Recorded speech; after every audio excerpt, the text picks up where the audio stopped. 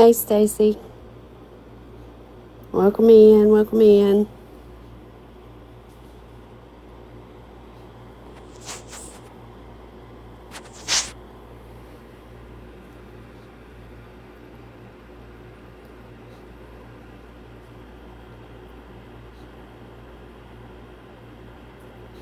Hey, Sunnyfield. Welcome in, welcome in.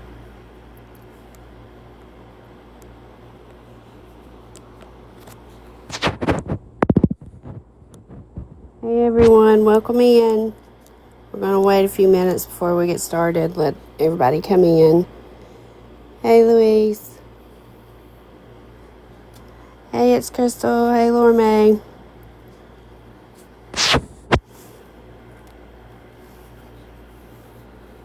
Now come on in.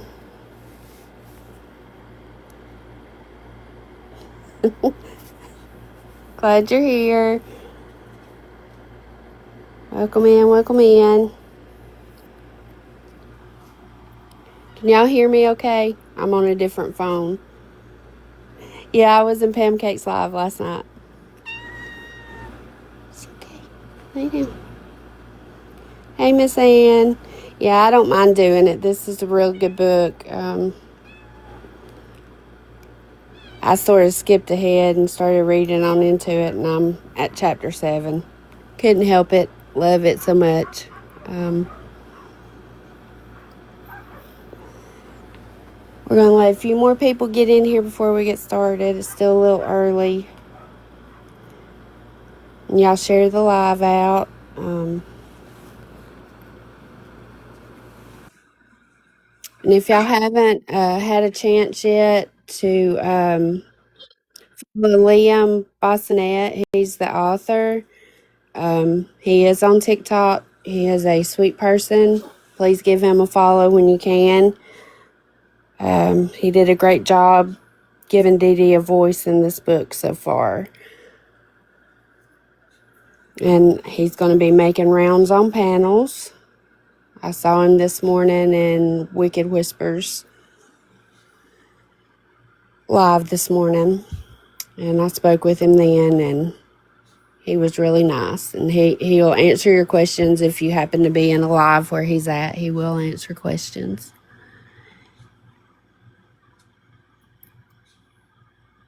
He was just on Pretzi's. I didn't see him on there. I wasn't in hers. Hey, New Orleans lady. Yes, Liam Bossonette is his name.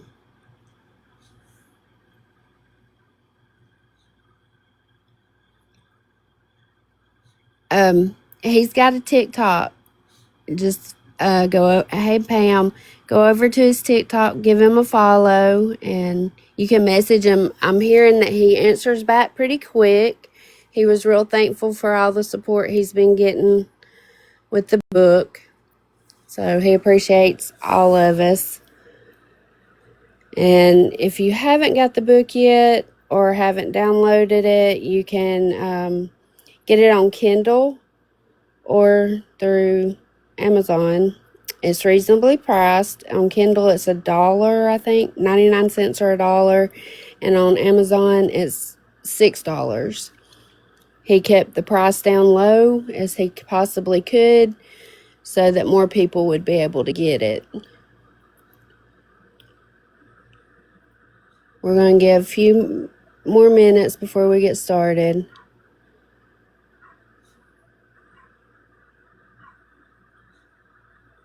Welcome in, everybody. Yes, it's less than a cup of coffee. And it's definitely worth it. Definitely worth it. It's really good. And I hope y'all can tolerate me reading. And if my voice changes, I haven't lost my mind. Hey, Mimi, I'm not doing split personalities. I just have one vocal cord that works, so sometimes I sound like 3 different people in one conversation, so bear with me. Welcome in. And if you followed me and I haven't followed you back, they've stop me from following people back today. I'll follow you back as soon as I can. Yeah, sometimes I sound like Dreamer, especially if I've got a cold. Thank you so much for doing this for the community. I'm so excited. Oh, you're welcome. I'm glad I get to do it. I'm going to catch us all up to where we stopped last night in Pancakes Live. We'll pick it back up tomorrow there, unless, something changes tonight. I don't know. We'll see what happens. I want to listen. Thank you for doing this. You're welcome. I'm glad y'all wanted to hear it. Just be sure that you follow Liam if you haven't. It's Liam Bossonet. He's got a TikTok page here, and he's been on a couple of panels today, and he's really nice.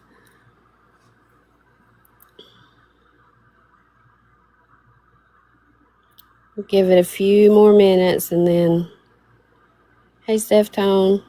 Hey, it's all fun and games. Then we'll get Y'all started. do me a favor. Make sure you're tapping that screen for CC while we're listening. We can at least do that. Tap the screen. Make sure you comment, do all the things. Send her your heart needs. Can y'all hear me pretty good? Yes, you sound fine. Okay, good deal, good deal.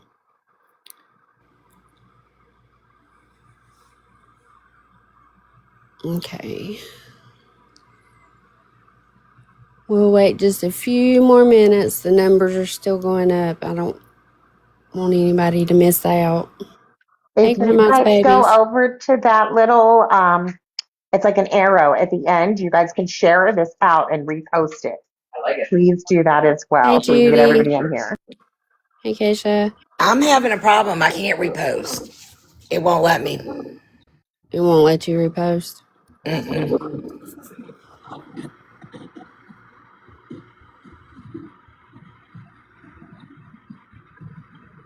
I don't know why. I'm going to push the little promote button and see what happens.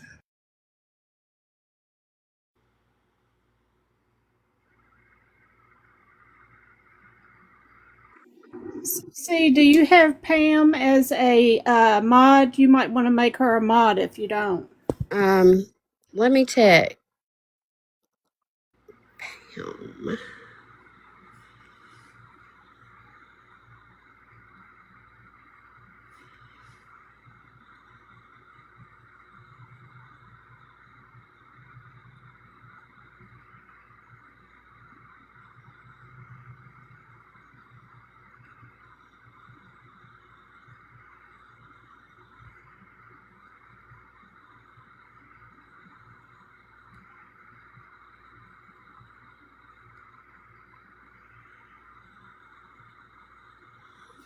Okay, got you, Pam. You should be a mod now.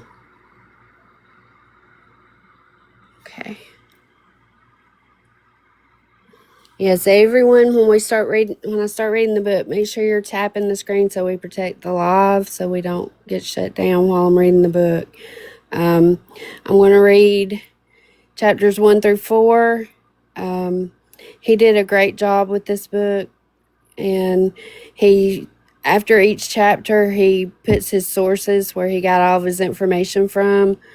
I won't read that off unless somebody just has a question about where he got it from, and then I'll answer that question.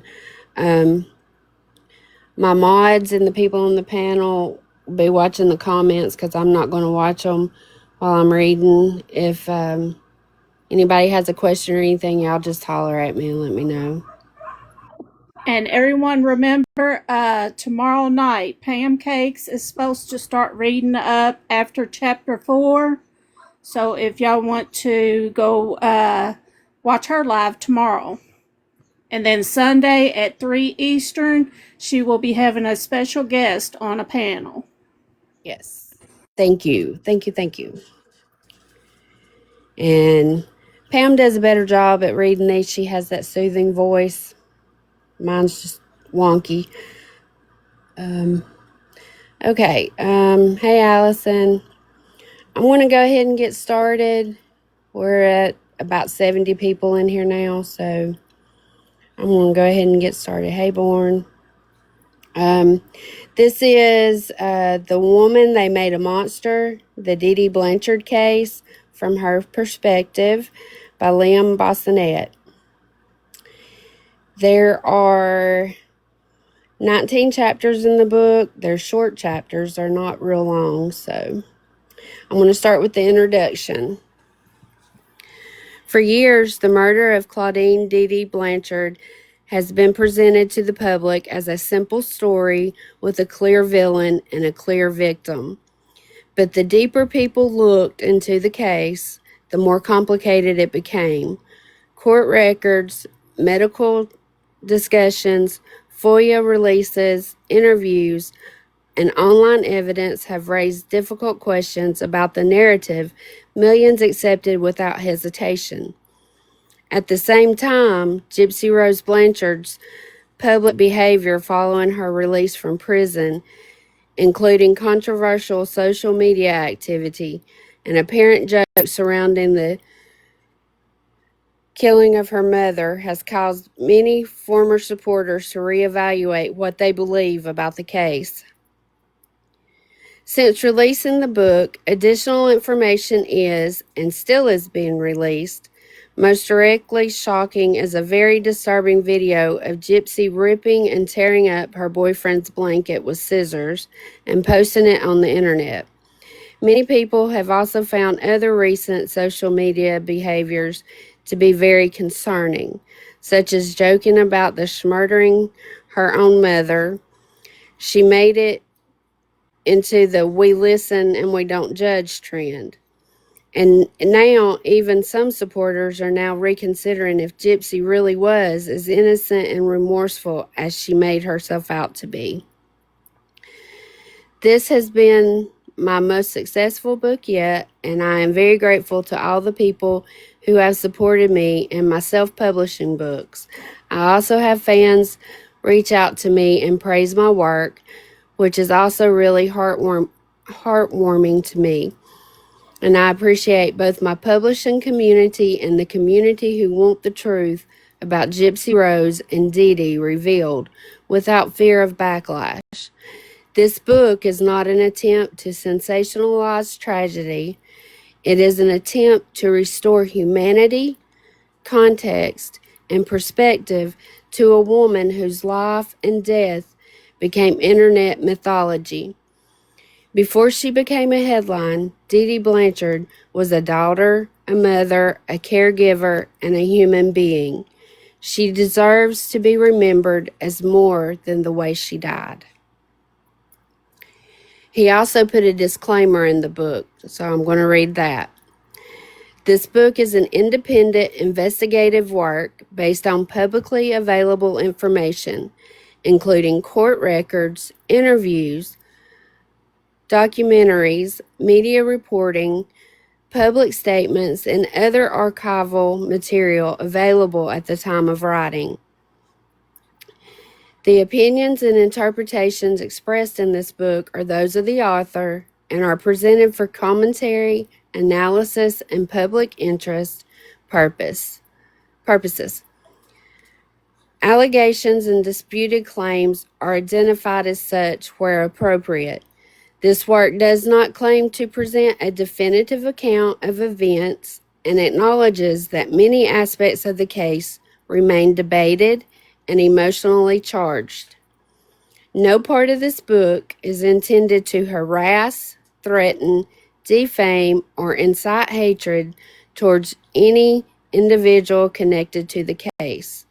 Readers are encouraged to examine the evidence, sources, and records for themselves and reach their own conclusions. Liam Bassinet. All right, are y'all ready to get started? Let me get a sip of my tea.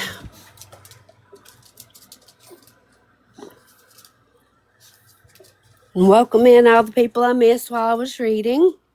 Thank you for being here. All right, Chapter 1, Before She Became a Monster.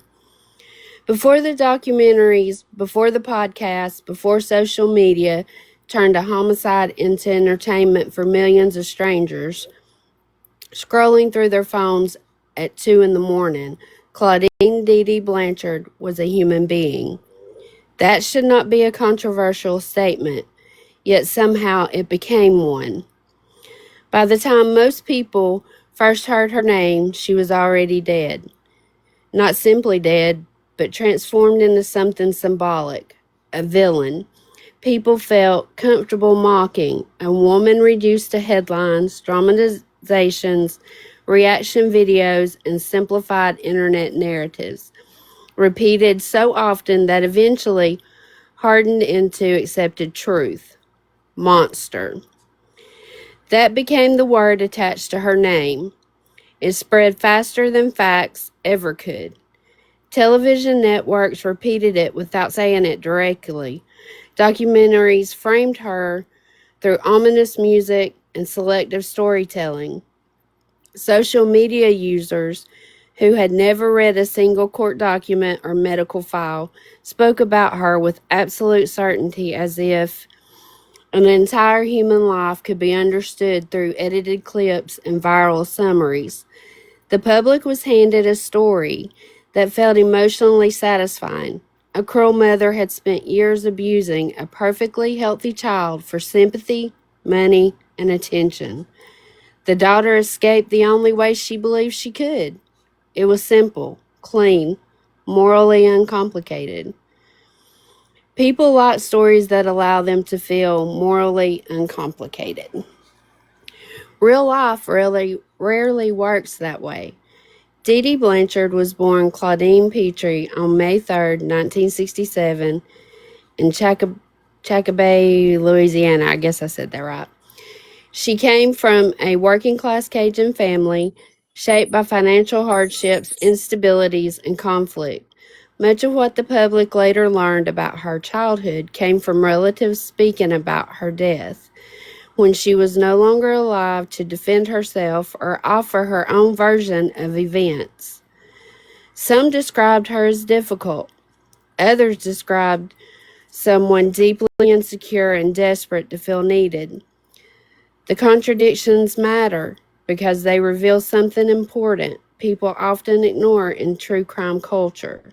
Human beings are rarely only one thing. Long before the murder, Dee Dee's life already carried the exhaustion of constant struggle. She became a mother young. She worked as a nurse's aide. She spent years navigating hospitals, insurance systems, Medicaid approvals, specialist appointments, prescriptions, disability paperwork, and temporary housing while raising a daughter doctors believed had serious medical problems. Whatever criticism can be made of Dee Dee Blanchard, her life was not one of luxury or comfort. It was defined by caregiving. Then came Hurricane Katrina. In 2005, the storm devastated Louisiana and displaced countless families, including Dee Dee and Gypsy. They relocated to Missouri after losing their home during the disaster.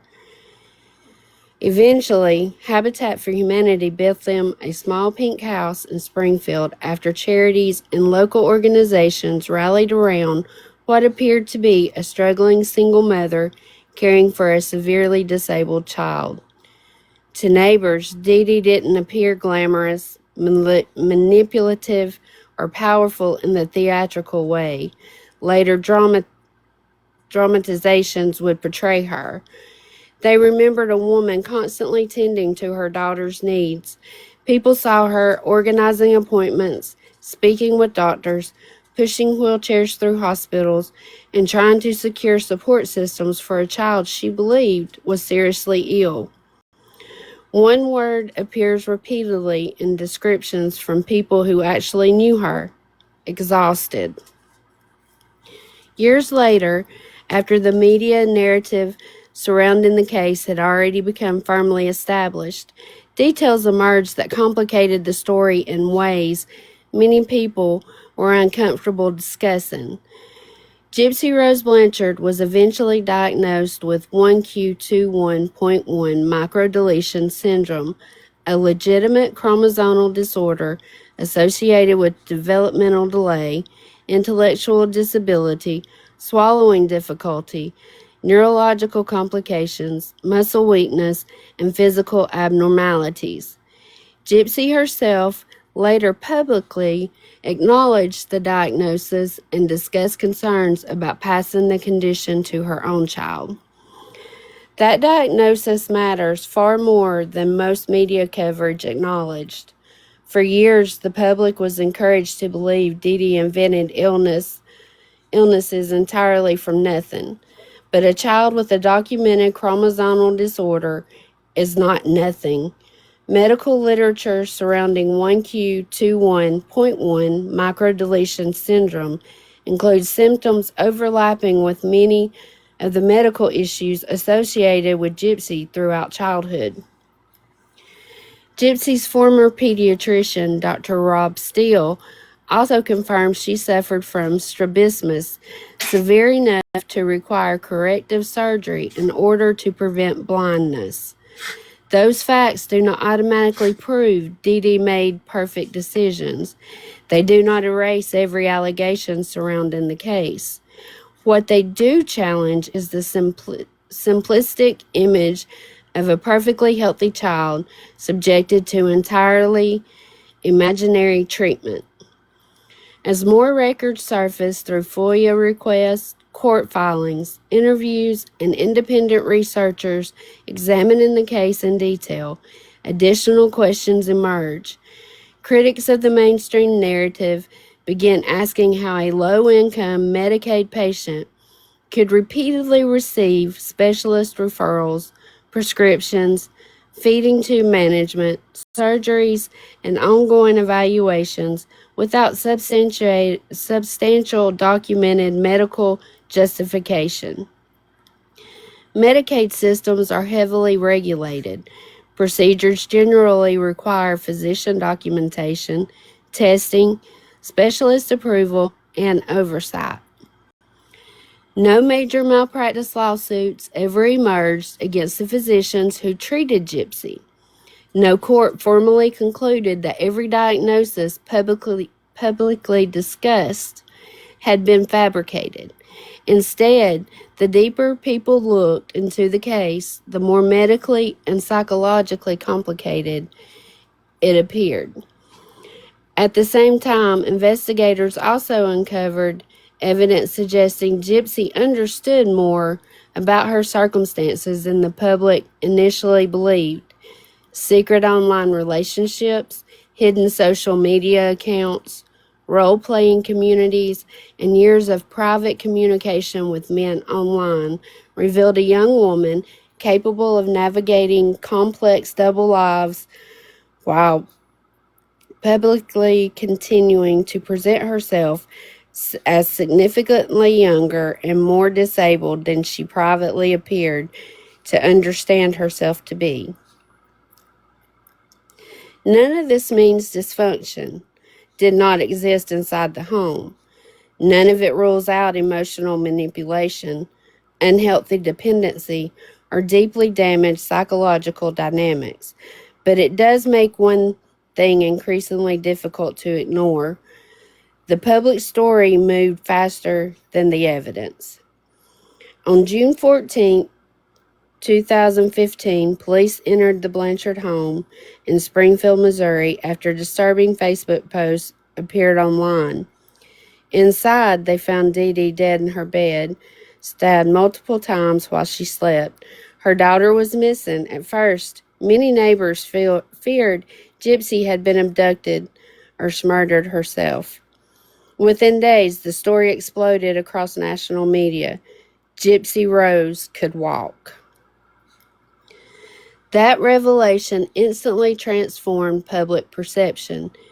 Dee Dee stopped being remembered as a person and became an archetype. Television specials, documentaries, dramatizations, podcasts, YouTube essays, TikTok edits, and social media commentary turned her into one of the most hated mothers in modern true crime culture. Very few people stopped to ask whether the full story had actually been told. Even in death, the hostility towards Dee Dee became disturbingly extreme. According to publicly reported statements attributed to family members, some relatives later claimed her ashes had been flushed down a toilet because they believed she deserved what happened to her. Think about how deeply dehumanizing that is. A woman spent years caring for a medically complicated child, died violently in her own bed, and eventually became so hated that even her remains became part of the spectacle.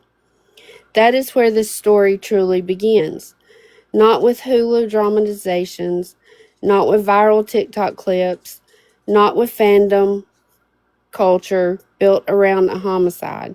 It begins with a dead woman whose entire identity was reduced to a diagnosis repeated so often that millions of people stopped seeing her as human at all. This book is not an attempt to claim Dee Dee Blanchard was perfect. It is not an attempt to erase every allegation or deny that serious dysfunction existed inside that home. It is an attempt to restore perspective to a case that became emotionally distorted by internet mythology, entertainment culture, and oversimplified narratives. Because regardless of her flaws, Claudine Dee Dee Blanchard was still a woman whose life ended in terror and violence, and she deserves to be remembered as more than the way she died. That's the end of chapter 1, and he's got 1, 2, 3, 4, 5, 6 sources cited. So, what do y'all think so far?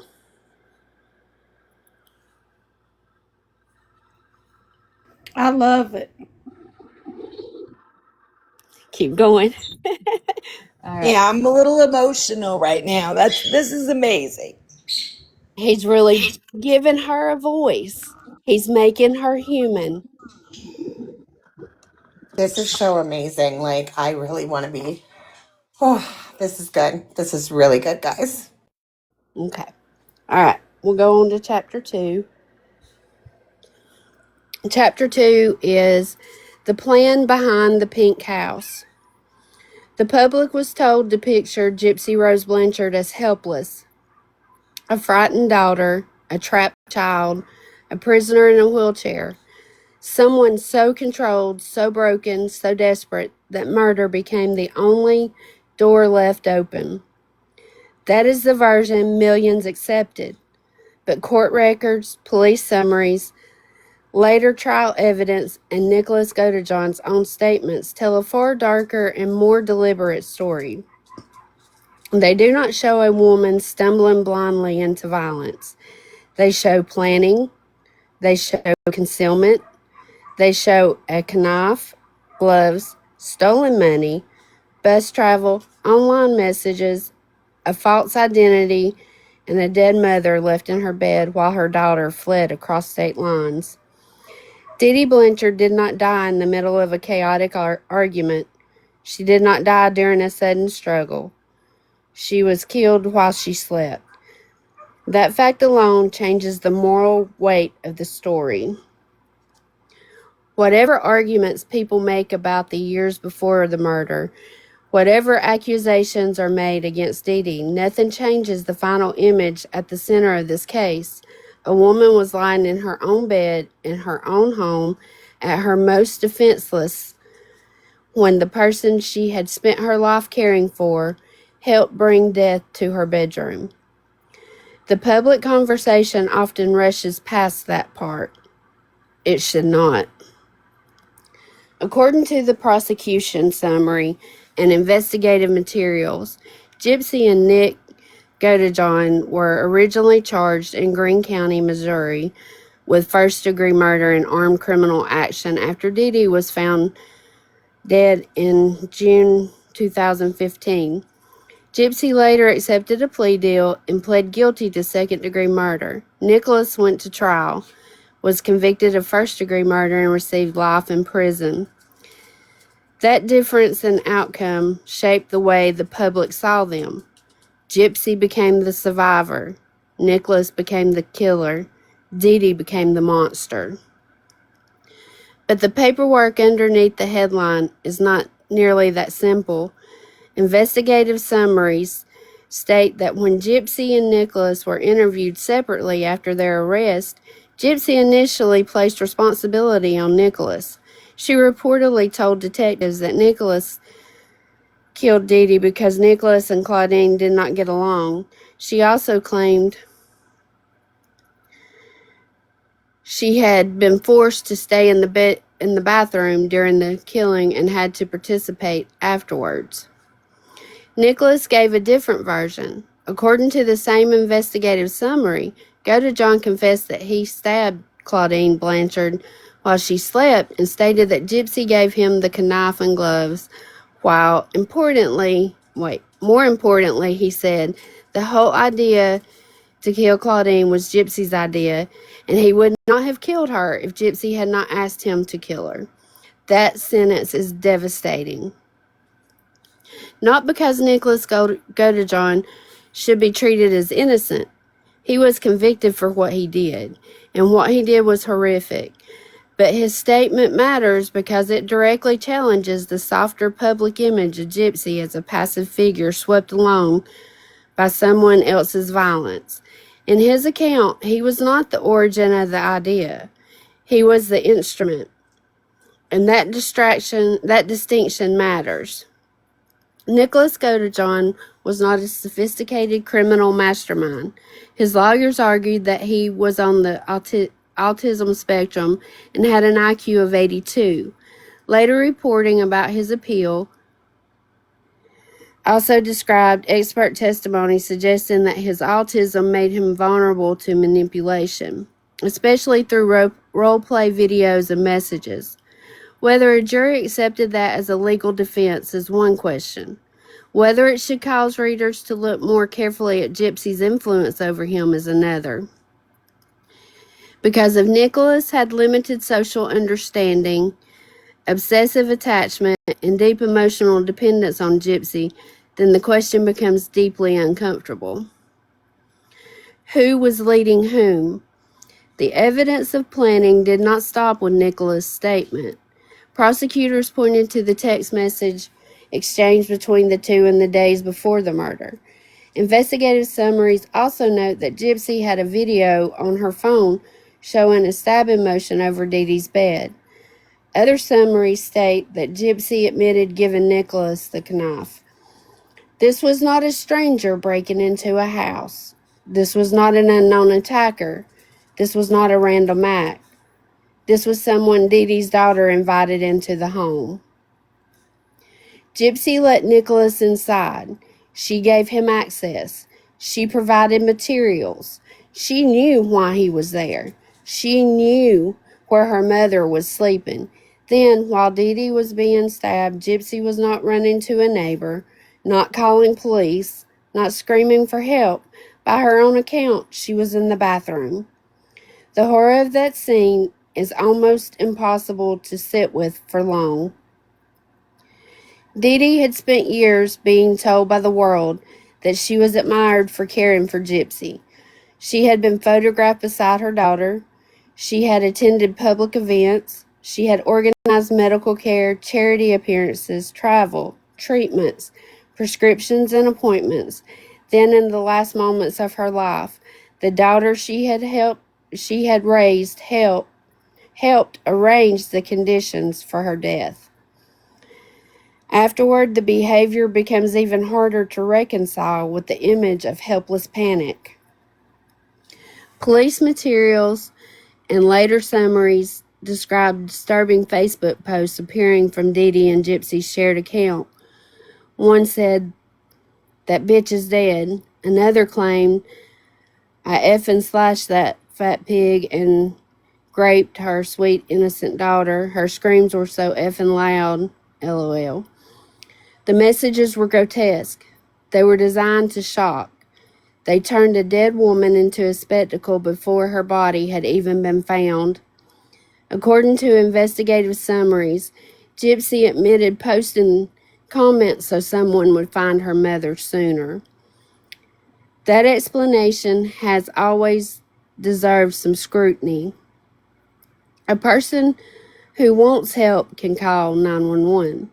A person who wants her mother found can contact a neighbor. A person who wants authorities involved can walk into the door, scream, knock, ask, plead. Instead, the world was given a performance. That is what makes the case feel so cold. Not simply the murder itself, but the staging afterwards. Dee Dee was dead in her room, and the internet was being used to announce it with cruelty. Then came the escape. The records describe Gypsy and Nicholas leaving Missouri and traveling towards Wisconsin. At the Greyhound station, Nicholas reportedly gave Gypsy a false name, Bella Godejohn, and represented her as his sister. Gypsy also reportedly wore a wig so people would not recognize her. Those are not the actions of someone with no awareness of wrongdoing. They are the actions of people trying not to be caught. That detail matters because Gypsy's public image often depends on the idea that she did not understand her own agency. But the escape plan suggests awareness. The wig suggests awareness. The false name suggests awareness. The bus trip suggests awareness. The stolen money suggests awareness. The mailing of evidence back to Wisconsin suggests awareness. And awareness is the thing the public narrative often avoids. The story becomes even darker when considering prior violence.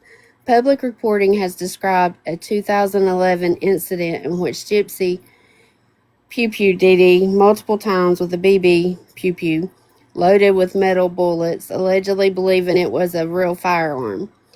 Dee Dee was rushed to the ER and reportedly told others the injuries came from a robbery attempt. Even if one accepts the argument that Gypsy felt trapped, the BB Pew Pew incident shows that the idea of violence against Dee Dee did not appear for the first time in June 2015. It had existed before. It had been acted on before. Dee Dee had already been harmed by her daughter before. That makes the final murder feel less like a sudden escape and more like an escalation. And it makes Dee Dee's position more tragic. Imagine being an aging, medically frail woman whose entire life has revolved around your daughter's care. Imagine trying to manage doctors, bills, charity systems, housing, medications, appointments, and public scrutiny.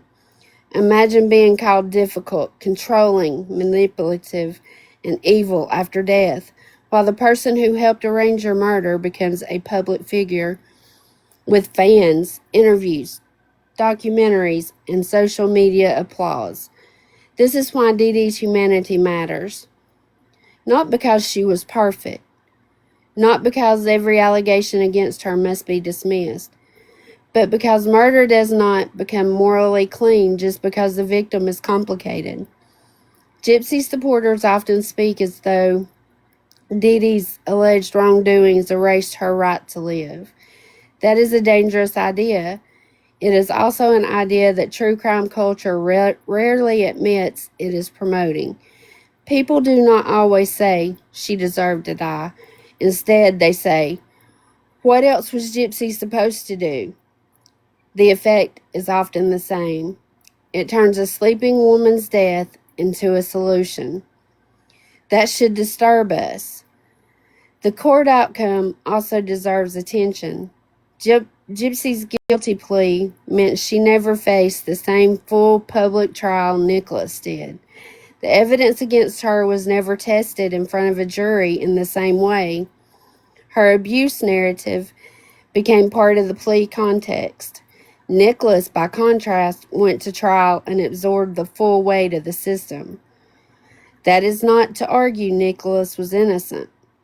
It is to ask whether Gypsy's public image benefited from never having to sit through the same full evidentiary reckoning.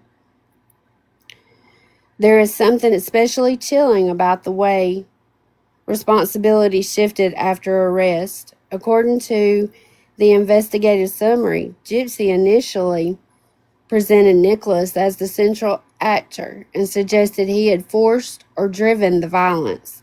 Nicholas, meanwhile, claimed Gypsy gave him the knife and gloves and that this murder was her idea. The contrast is stark. One person tried to distance herself. The other admitted the physical killing, but pointed back toward the person who asked for it. That is where the reader must pause, because the popular version asks us to see Gypsy mainly as a victim of Dee Dee.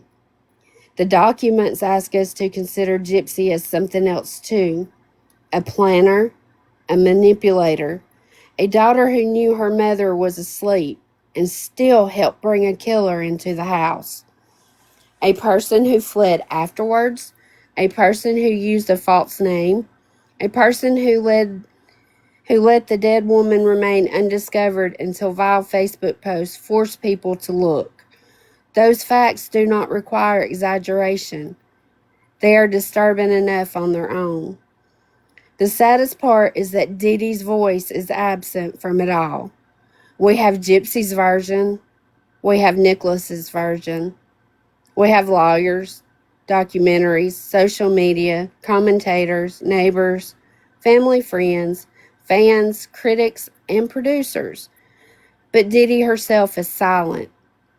She cannot explain what she feared. She cannot explain what she knew. She cannot answer the allegations. She cannot describe her final years. She cannot tell us whether she knew her daughter had already crossed the line she might one day never come back from. She is simply gone. And in her absence, others built a story around her body. This chapter is not asking the reader to believe Dee Dee was flawless. It is asking the reader to look at the murder itself without flinching, to see the woman in the bed, to see the planning before the knife, to see the false name after it, to see the daughter who blamed the boyfriend when police arrived, to see the vulnerable man who said he would never have done it had Gypsy not asked, and finally to ask the question that should have been asked from the beginning. What if the story was never about a helpless girl escaping a monster? What if the monster narrative was useful because it made the murder easier to forgive? And then that's the end of chapter 2, and then his sources are cited. Thoughts? Comments? Girl, you need to take you a drink of something before you lose your voice. I am.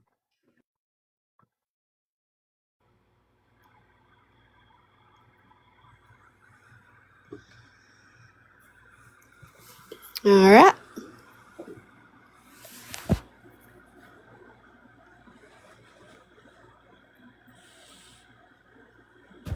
All right, chapter 3, the illness that wasn't imaginary. The easiest version of the story is the one most people were given. Gypsy Rose Blanchard was never sick. Dee Dee Blanchard invented everything. Every appointment, every wheelchair, every feeding tube, every shaved head, every hospital visit, every charity event, every sympathetic photograph, every worried neighbor, every doctor, every prescription, every surgery, every moment of concern was part of one woman's cruel performance. That version is simple. It is also incomplete, because beneath the public mythology, beneath the documentaries and headlines and social media certainty, there is a medical fact that never received the attention it deserved. Gypsy Rose Blanchard had a real chromosomal disorder. Years after Dee Dee's death, Gypsy publicly acknowledged that she had been diagnosed with 1q21.1 microdeletion syndrome. She discussed the diagnosis again when her own daughter was tested to see whether she had inherited the condition. That detail matters because 1Q21.1 microdeletion is not an invented illness, not a vague excuse, and not a dramatic phrase created for sympathy. It is a recognized genetic condition involving a missing segment of chromosome 1. The condition can vary widely. Some people show more mild symptoms, others experience more significant difficulties. Medical literature connects 1Q21.1 recurrent deletion with developmental delays, learning disability, microcephaly, eye abnormalities, gastrointestinal issues, short stature, poor growth, hypertonia, seizures, behavioral issues, sleep problems, and mild but noticeable facial differences. That does not mean every symptom ever attributed to Gypsy came from the disorder. It does mean the public was wrong to treat her childhood as if there was no medical foundation at all.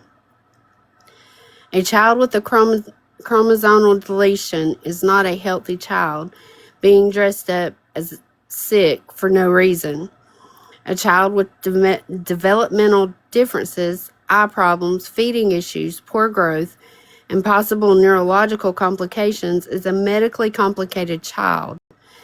That distinction matters because Dee Dee's entire reputation was destroyed by a narrative that often began with the claim that Gypsy had nothing wrong with her. But something was wrong. The question is how much the world was willing to admit once Dee Dee was no longer alive to explain what doctors told her, what she had feared, what she had been managing, and what she had watched happen to her daughter since childhood. This is where the story becomes uncomfortable.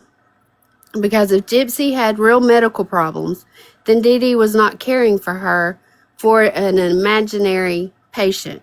She was caring for a daughter with genuine complications, a daughter whose conditions even now remains part of Gypsy's public life.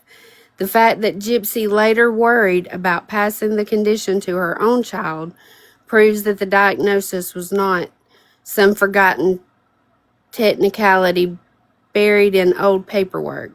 It was serious enough for her to discuss publicly as a genetic risk. That single fact, pulls at the foundation of the monster narrative. The world was told Dee Dee invented illnesses from nothing. The records and later admissions suggest otherwise. One of the most important symptoms connected with 1Q21.1 microdeletion is ophthalmic involvement. Medical references list eye abnormalities among the known features of the condition, including strabismus. Gypsy's former pediatrician, Dr. Rob Steele, has been publicly cited as confirming that Gypsy has strabismus severe enough to require surgery to prevent blindness. This is not a small detail. Eye surgery is often mentioned in discussions of the case as if it were automatically proof of abuse. But if Gypsy had a genuine eye condition and surgery was recommended to prevent further damage, then the reality becomes more complicated than the public slogan. Again, this does not mean every decision Dee Dee made was perfect. It does not mean every treatment was necessary, but it does mean at least some medical intervention had a legitimate basis. The same caution should apply to the feeding tube. Public commentary often treats the feeding tube as if it could only have existed because Dee Dee demanded it. But 1Q21.1 reoccurring deletion is associated in medical literature with gastrointestinal issues, poor growth, dysphagia, feeding difficulties, reflux, and poor gastric emptying. Some affected individuals require feeding support. Feeding therapy and swallowing evaluations are specifically discussed in medical management recommendations for the disorder when signs of dysphagia are present. That matters because Gypsy's feeding issues cannot responsibly be dismissed as automatically fake without reviewing the actual medical records behind them. The public does not get to look at the feeding tube and declare fraud simply because the later media story was emotionally satisfying. The public does not get to look at a medically complicated child and erase the diagnosis because it interferes with the preferred villain. And the public does not get to condemn a dead mother as a monster without asking whether she was dealing with a rare condition many doctors themselves might not have fully understood at the time. The timeline matters here.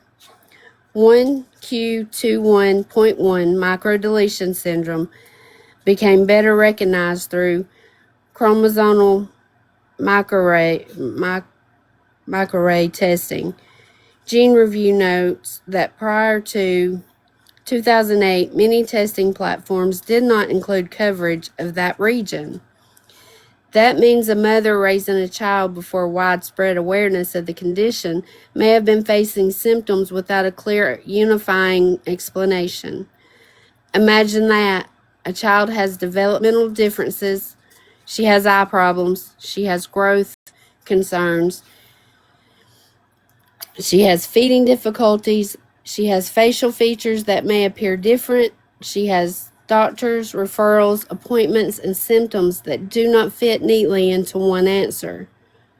Then, years later, after the mother is murdered, the world decides that the simplest answer is that she invented everything.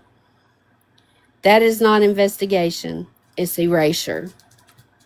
The dental extractions also deserve more careful discussion than they usually receive.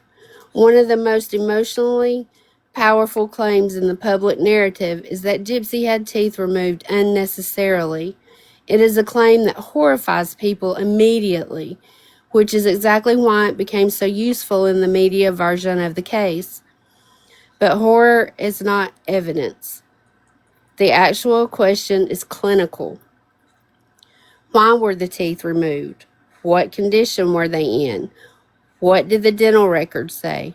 What role did genetics, oral structure, feeding problems, reflux, medication, hygiene, diet, bottle use, dry mouth, enamel weakness, or high-arched palate play?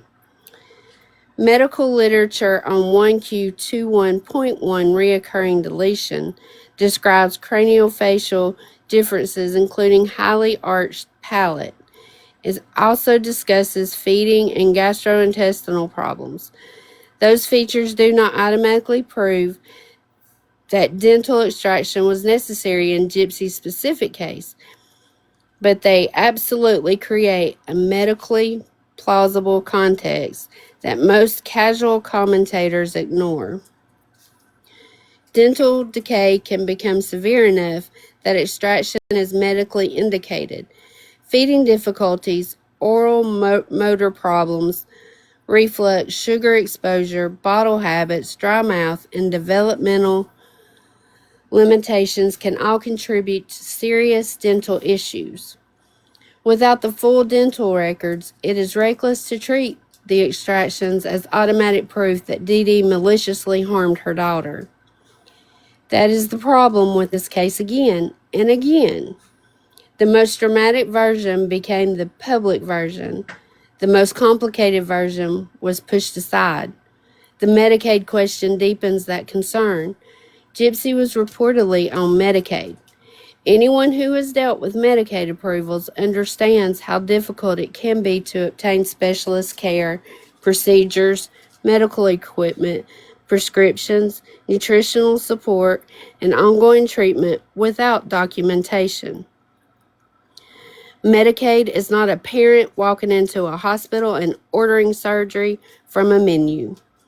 Procedures generally require doctors, referrals, evaluations, paperwork, diagnosis codes, and medical justification. Could the system make mistakes? Yes. Could doctors make mistakes? Yes. Could Dee Dee exaggerate symptoms? Possibly. But the idea that one mother single-handedly convinced multiple physicians, hospitals, specialists, insurance systems, and charities to perform years of completely baseless treatment on a perfectly healthy child deserves scrutiny. It is too easy. It turns a complicated medical system into a cartoon where every professional simply obeyed Dee Dee just because she asked. That is not how medicine usually works. It is especially not how Medicaid usually works. No major malpractice judgment has publicly established that Gypsy's doctors performed wholesale unnecessary procedures without medical basis. No court has formally concluded that every medical condition associated with Gypsy was fabricated, and yet, in public memory, Dee Dee was convicted anyway. Not in a courtroom, but in documentary. I'm getting tongue tied. Documentaries, comment sections, and entertainment coverage. The verdict was social. The sentence was permanent. She became the monster. But Gypsy's own statements complicated the story too. Public reporting has stated that Gypsy knew she could walk and knew she could eat solid food, even while continuing to participate in the public presentation of illness. She reportedly consented to regular head shavings while believing Dee Dee's claim that medication would eventually make her hair fall out. That detail is often presented as evidence of Dee Dee's control, but it also reveals something else. Gypsy was not always unaware. She knew certain things about her own body. She knew she could walk. She knew she could eat. She knew, at least in some situations, that the public version of her condition did not match private reality. That does not make Dee Dee innocent of every allegation. Hang on, I gotta do a puzzle.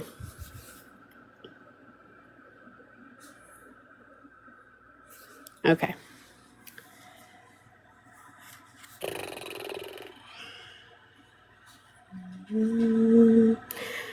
That does not make Dee Dee innocent of every allegation, but it does make Gypsy's later image as a completely passive puppet harder to accept without question. By adulthood, Gypsy had secret multiple online relationships, hidden accounts, private identities, and contact with men outside the image presented publicly. She was capable of deception. She was capable of concealment. She was capable of building a life behind Dee Dee's back while still allowing the public to see her as helpless. It also fits the darker emotional pattern that emerged later. After Dee Dee's death, Gypsy repeatedly benefited from a public narrative in which her mother absorbed nearly all moral blame. Dee Dee could not answer back. She could not explain the medical decisions. She could not produce her own memories of a doctor's appointment. She could not describe what she had been told when Gypsy was young. She could not tell the public whether she believed she was protecting her daughter. She was gone. And once she was gone, the story became easier to control. There is something deeply sad about that. Dee Dee spent years appearing to the outside world as a mother consumed by caregiving. She arranged treatments, appointments, housing help, charity support, travel, and daily care for a daughter who did have real medical issues. Then, after being stabbed to death in her own bed, her entire life was rewritten as a fraud. Not questioned, not investigated with balance. Rewritten. The public was not asked to hold two ideas at once, that Gypsy may have been mistreated and that Gypsy also had real medical conditions. that Dee Dee may have been flawed, and that Dee Dee also may have genuinely believed her daughter needed care. That medical dependency may have become unhealthy, and that it may also have begun with legitimate fear, that a mother can make mistakes without deserving to die. Instead, the world chose simplicity. It chose a monster. That choice made the murder easier to process. If Dee Dee was only evil, then the violence against her could be softened. If Dee Dee invented everything, then Gypsy's actions could be framed as escape rather than calculation.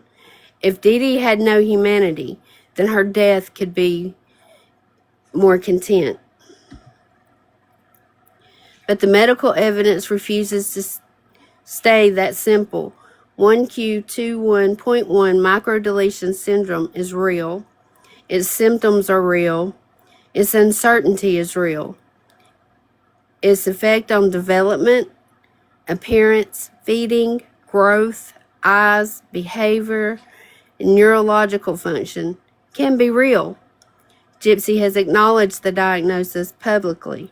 She has discussed the genetic risk to her own child.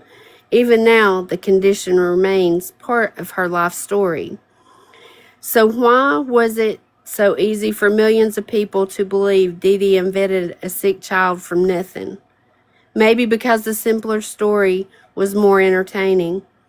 The tragedy is not only that Dee Dee Blanchard was murdered, it is that after her murder, the world took the most complicated parts of her life and turned them into proof of evil without asking whether a frightened, exhausted, medically overwhelmed mother may have been facing a reality far less clear than the one television later sold to the public.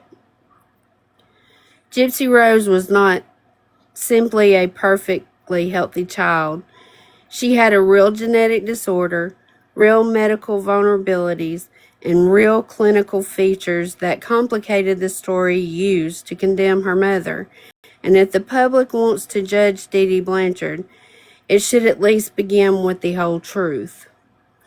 And that's the end of that chapter. And he's got 1, 2, 3, 4, 5, 6, 7 sources cited. Thoughts, questions? This is amazing. Yeah, this is so well read, so well put together to have a positive light shone on Dee Dee, an honest light, and actually what really happened. Guys, we need to read this book like nonstop. We need to read it, read it, read it, read it, read it. Yes. Like I said, this is my third time on these chapters here I that I'm don't know about reading. you guys, but I've been in tears a few times because this is like a real honest light for her for a minute. It You know, really is. The book this is is what called we need to hear. The book is called The Monster They Made Her. The Woman They Made a Monster, The Dee Dee Blanchard Case by Liam Bassinet. And Mr. Liam is on TikTok. Give him a follow if you haven't followed him yet. I'm reaching out to him to hopefully set something up soon. So if you guys all want to talk to him and stuff, we can. But please buy the book, guys. Support Yes. this man. It's Support CC for reading this for us. the I'm book like at a on loss of words. it's good. The book So on you Amazon is $6. Download on Kindle is 99 cents. can you make more boxes? You have other people that want to come up. If not, I will drop. Let me see. You know, I don't do this much, so I'll have to figure it out.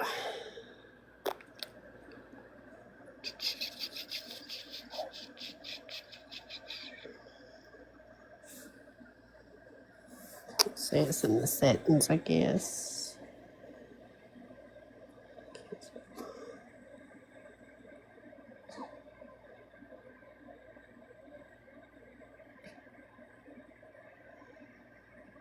You know how many boxes we need?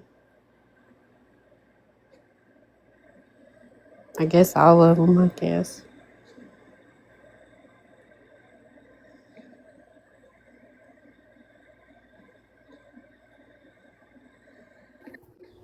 If you need me to drop, just let me know. I'll drop down. I'm trying to figure it out. Mimi, you want to help her figure it out?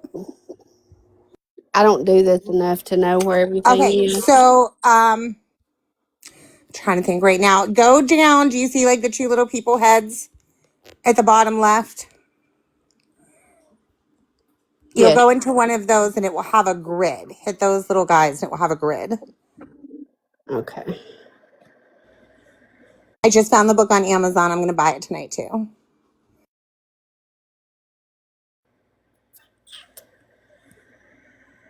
Good. So well written, y'all. It is. It's really good. I enjoyed it. And thank you, Mimi, for the gifts. Oh, you guys are welcome. There we Thank go. you. There we go. There it is. All right. Um, I'm gonna get another. Go ahead. so Cece, I would like to start off by saying thank you so much. It really means a lot to me that you took your time to read that to us. You're I welcome. really appreciate it. Oh, I And I love you, Born. thank you. I love you too. Where's the one that jumped down because I had a question for her? I I wish don't she would know. come back up. There was no reason to be a bitch to me. It's not me who did it. It's my family, okay? It's my family drama, my family crap. Nobody needs to be mean to me because of something someone else in my family did. Okay. And Let's. I'm not on either side. You know what I'm saying? I just like people that are nice and good to me, and that's it. Yeah. And I just Born, and I it, love you. Like, I don't think people realize in the true crime community that there are real families attached to these people sometimes. Sometimes they don't treat I'm you really, guys like real people. You're just characters. like, And y'all, Born and is the real deal. She really is. I love you, you could, Born. I know how yeah, Yeah. hard it is. I'm glad she's willing to listen. I mean, a lot of I people know. of would be course. like, I'm not going to go in You there guys and hear don't it. realize it's so hard when something like that, like what my nephew did, you have no idea the comments I get. Like, this is your fault. You didn't do this. You didn't do that. You should have been there. You should have done this. And like, Crystal, what they did to you, I mean, that it breaks my heart. It was I want to take them horrible. out in the street and like Yeah. they had no right I to do mean, that to you and put the you through that. judgment you get, Oh like my goodness, look at that. Oh my I've been God. judged in my family's house, the way they live. Like, you don't get to pick how you grew up. I grew up in a very poor house. I can't help that. Like, just the Born, judgment you get when something like this happens. Like, people don't realize. Like, there's real people attached to these crimes that people talk about, and There I'm is. guilty. And I'm guilty of it too. I do it too. I do it with Gypsy. I do it with other people. But when it hits home for you, like when it's Yeah. when it's switched around and it really hits home for you, like Born, you do so well. You're open, and that's all you can be is be open. Like, I try to be Yeah. open. Like, I'm not gonna ever say like my whole family is like innocent. Like, We're there's not things that, perfect. We're not perfect. And listen, yeah, like, I don't think you know this, but it happened both ways in my family. My nanny was murdered, like brutally oh, butchered, like to oh, where that's they were only horrible. able to tell the head from the toe because she was one spot on her big toe and didn't Oh, have no I red didn't know stuff. that. I So I mean, had like, a, that's what a lot of people don't they understand. don't Like Born understand knows that, it from Mimi. both angles. They And don't she I know, should understand. I Judy. I know, know that. baby. Okay, You shouldn't we'll have to stop. tell Judy, people this that. live is not about y'all. Okay, Judy, we'll stop All because right. we didn't say the live was about us. Wow, some of you Well, guys really, Let's Judy, really. no let's keep it bullshit. When nice I in was the called out, hold up, comments, girls. No, y'all. no. When that girl was being mean to me while this is being read, and I'm crying my eyes out over here, Oh, I that know. was That, unnecessary. yeah, like that really And is. that's what brought this up. Yeah. I understand. Let's keep it I'm nice not in the trying to comments, Yeah, be y'all. mean to no let's get one. I back to just the wanted book. to. I didn't want to go on either. I just want to tell you I love you, Born, and I get it. I And love you I'll too. get off Thank now you. too. Yeah, and I just want to come up and tell you, Cece, thank you so much for this. I appreciated it, You're listening to welcome. it. And Pancakes, would you please unblock me so I can listen to the next parts on your reading? All right. We'll go ahead and get started on chapter 4. Cece, if And you don't mind, I just want to tell you something. okay, babe. I'm gonna jump down real quick and thank everybody for the gifts. Um, Yes, thanks for the gifts. y'all, thank y'all for honoring Dee Dee. Yeah. We have heard everybody else's versions, and to me, this this is hard. Um, Take your it's time, like babe. this is our version. This is us. Yeah. I don't know if that makes sense. That It's Yeah. does. almost like everything we've been saying for the last since 2015, everything I we've been totally agree. saying, it's in this book. And thank you, Cece, for reading it. Thank you, Mimi, because I know you're going to read it. Thank y'all so much. I mean, I know I'm not Dee Dee's family, but I knew her. And um, I think, like when Fancy wrote that freaking stupid shit, I'm Oh, that sorry for the was. language, and the letter from Dee Dee to her, Uh-huh. and no, baby, That was just a book of this, crazy. That this, wasn't a real this book. would make Dee Dee proud. This Yeah. This really right would. here, this would make her proud Okay. because her story's finally getting out. So Oh I'm, Yeah. yeah. I love This y'all, is and a great book. I've read a little bit ahead past the 4 chapters that I'm reading tonight, and it's really good. He brings out great points, and he really brings a voice to Dee Dee. So, I he does, yeah. So what I'm excited about too is like him coming in because it honestly feels like we're getting ungaslit from over a year of bullshit being thrown at us yes, when we present facts. We're getting mhm. ungaslit right now, and Yes. that just gives us energy to fight longer and harder because we're like, hey, okay, like we're not just being met with the opposition of her side where we feel like, damn, she just is a cockroach. Like, no, it's getting out there and it just energizes people. I love it for Dee Dee. I know she's seeing it. And thank God, Yeah. because her name has been dragged through the mud for Yeah. 10 years plus. yes, yeah. And And Exactly. Liam, finally, if Liam hears this finally, or whatever, thank you for the integrity that you gave her back. yes, Yes. Nelly, if I absolutely. get him on panel Yes. here in Thank the you next for couple making her days, human. I would like you guys to be able to come up there. Like, if anybody's coming up on the panel, it should be you guys. I'll be there, Okay.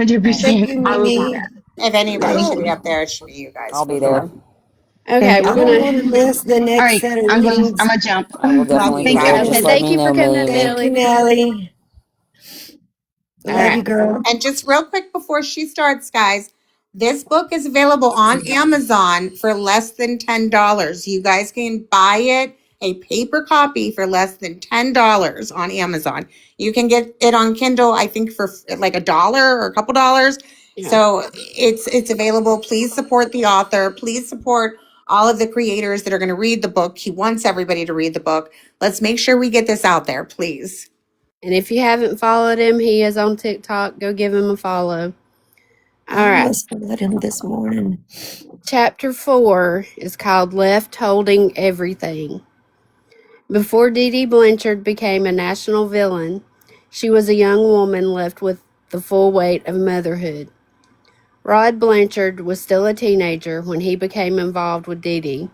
She was older, already carrying more life experience than he had, and when she became pregnant, the relationship quickly turned into a marriage neither of them seemed prepared to survive. Rod later said, I wasn't in love with her, really. I knew I got married for the wrong reasons. There is something quite devastating in that sentence. For him, it became an explanation. For Dee Dee, it became a life. He could look he could look back later and call it youth, confusion, bad timing, a mistake made too early. Dee Dee didn't get to step away from the consequences in the same way. She was the one left with the baby. She was the one left with the crying, the appointments, the bills, the paperwork, the uncertainty, and the daily fear that something was not right with her child. That is not a small burden. It is easy years later to reduce Dee Dee to the worst claims made about her after death. It is harder to sit with the earlier picture. A young mother, poor, unstable, and largely alone, trying to raise a child with visible and documented medical complications, while the relationship that had produced that child collapsed almost as soon as it began. Rod moved on. Dee Dee stayed. Public reporting states that Rod paid child support and had contact with Gypsy over the years. But child support is not the same Wow, thing as look at present. that. Oh my God. Thank you, whoever sent that. I saw it That out was the corner of my amazing. eye. Let's see. Public reporting states that Rod paid child support and had contact with Gypsy over the years, but child support is not the same thing as presence. A payment does not sit in a waiting room. A payment does not watch a child struggle to eat or walk or develop differently from others. A payment does not argue with insurance, keep medical folders, speak to specialists, or absorb the judgment that falls on mothers whenever something is wrong and nobody can agree why. Dee Dee carried the visible burden. That matters because the public later treated her caregiving as proof of guilt. Every appointment became suspicious. Every concern became manipulation. Every medical explanation became part of the case against her. The same labor that once made neighbors see her as devoted later became the reason strangers online decided she was evil. But before the world called Dee Dee a liar, she was a single mother trying to survive inside a life that had already narrowed around her child's needs. Early accounts of Dee Dee and Gypsy's life described instability rather than control. A public summary of a 2003 Slidell Century News article reported that Dee Dee and Gypsy had been abandoned by family after the death of Dee Dee's mother and had moved repeatedly while searching for affordable housing and had twice lived in their car before settling in public housing. That is not the image of a woman surrounded by comfort. That is the image of a woman trying not to collapse. When Hurricane Katrina devastated Louisiana in 2005, Dee Dee and Gypsy were displaced again. They left behind what little stability they had and eventually relocated to Missouri. Later, Habitat for Humanity built them a small pink house in Springfield. In the beginning, that house was not a crime scene. It was supposed to be a rescue, a place where a mother and daughter who had lost almost everything might finally breathe. Instead, it became the room where Dee Dee died. The way this case is usually told makes Dee Dee sound powerful, almost impossibly powerful. She is portrayed as someone who controlled doctors, charities, family members, neighbors, and Gypsy herself with ease. But the early record does not show a woman living from a position of strength. It shows poverty, displacement, unstable housing, single motherhood, and a child whose health was complicated enough to bring doctors, assistance programs, and charities into their lives. That does not make Dee Dee perfect. It makes her human. Rod's later version of events has become part of the public story. He and Christy have appeared in media coverage, documentaries, and post-release narratives surrounding Gypsy. Their voices are available. Their regrets are available. Their explanations are available. Dee Dee's are not. That imbalance matters. Rod has said Dee Dee kept him at a distance and that visits after the move to Missouri did not work out. He has also said Dee Dee told him not to mention Gypsy's real age during a phone call because Gypsy supposedly believed she was younger. In the mainstream version, those details are often used as further proof that Dee Dee isolated Gypsy and controlled the family narrative. But there is another question underneath those claims. Where was the urgency before the murder? If Rod believed something serious was wrong, why did the situation not become a legal fight? If the paternal side of the family believed Gypsy was being hidden, why did the concern not become public, documented, and forceful while Dee Dee was still alive? If the medical situation was so obviously fraudulent, why was Dee Dee still left as the parent carrying nearly all of it? It is easy to say after the murder that things looked wrong. It is harder to explain why the woman, now blamed for everything, was still the one doing the daily work. This is one of the quiet cruelties in Dee Dee's story. She was left to carry the hardest years, then judged by people who had not carried them with her. After her death, the family narrative became simpler. Rod could be framed as the father who had always cared but had been blocked. Christy could be framed as the safer maternal figure Gypsy had been denied. Gypsy could be framed as the daughter finally returned to the side of the family that loved her properly. That version is tidy. Too tidy.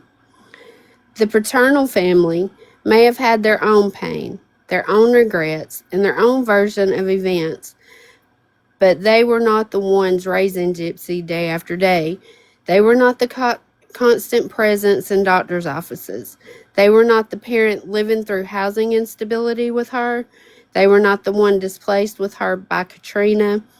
They were not the one whose entire identity became fused with caregiving until there was almost nothing left of herself outside of it. That was Dee Dee. Christy Blanchard's role also deserves careful attention because her public image became part of the story after Dee Dee's death. She appeared in documentaries and later coverage. Gypsy spoke warmly of her after prison. In media terms, Christy became a kind of emotional contrast. If Dee Dee was the dark mother, Christy could be the light one. If Dee Dee was the obstacle, Christy could become the landing place. That contrast may have worked for television. It should not be mistaken for the whole truth, because the whole truth includes Dee Dee's absence. She was not there to respond to Rod. She was not there to respond to Christy. She was not there to explain whether she felt abandoned, unsupported, betrayed, dismissed, or left alone with responsibilities that other people only fully claimed after she was gone. The dead do not get reunion specials. They do not get confessionals. They do not get soft lighting, sympathetic edits, or a chance to cry on camera. They get spoken about. And Dee Dee was spoken about endlessly. The tragedy is that almost everyone still alive had something to gain from the story settling in a way that blamed her. Gypsy gained sympathy.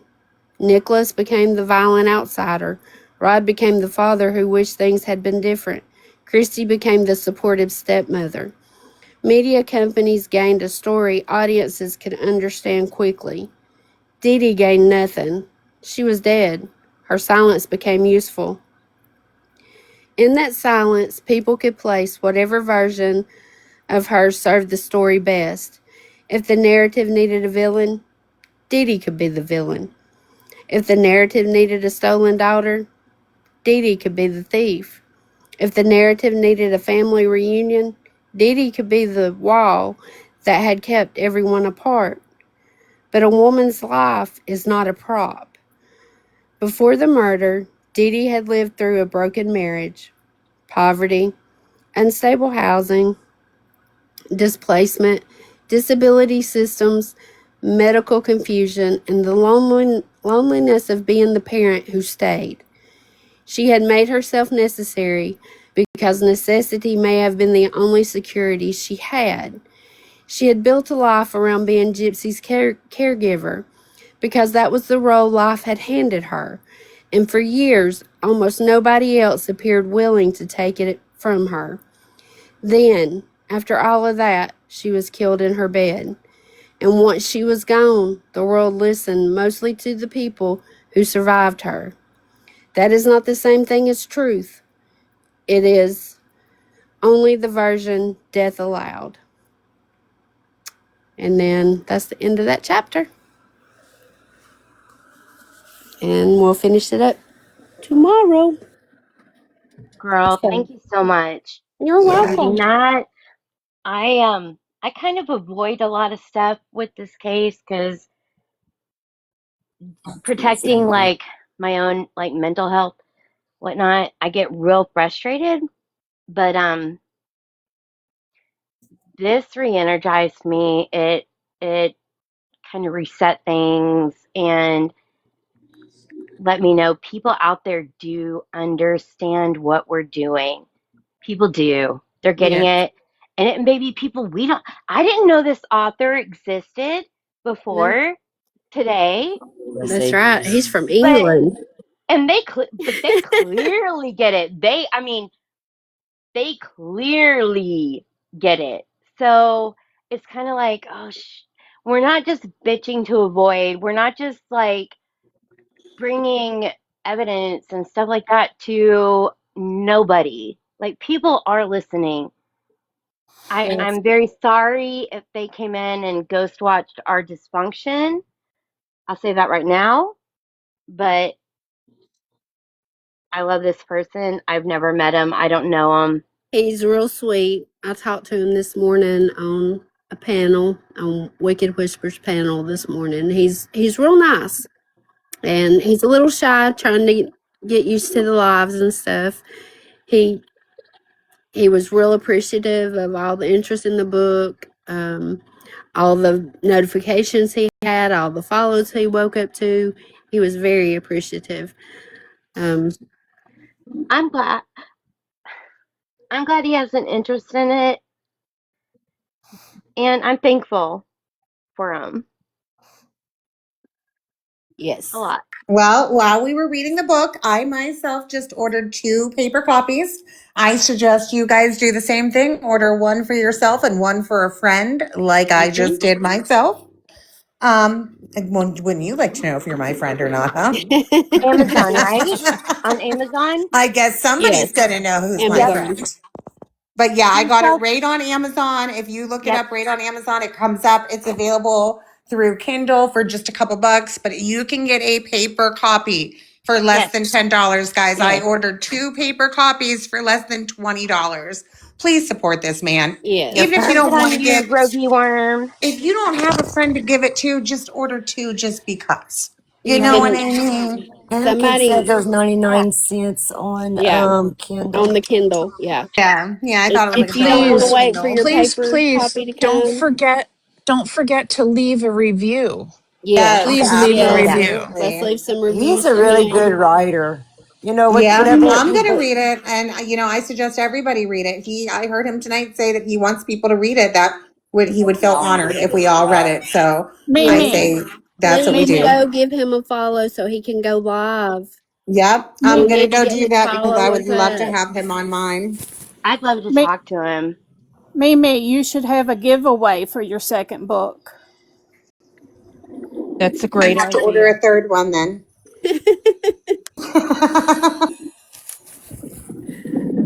Honestly, that's not a bad idea. I might order a couple for a giveaway. Yeah. I want And to he, caution you guys that he's just a regular Joe Schmo.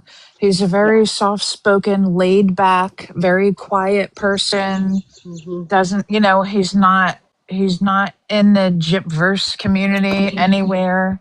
He's How do just you a pronounce regular his guy, last very name? low key person. I say it, It's Bossonette. Liam Bossonette. Is that how you pronounce That's it? Yep. how Bossonette? I've been saying it. I don't know if I'm saying it right or not. I don't know either. I'm just a little country bumpkin.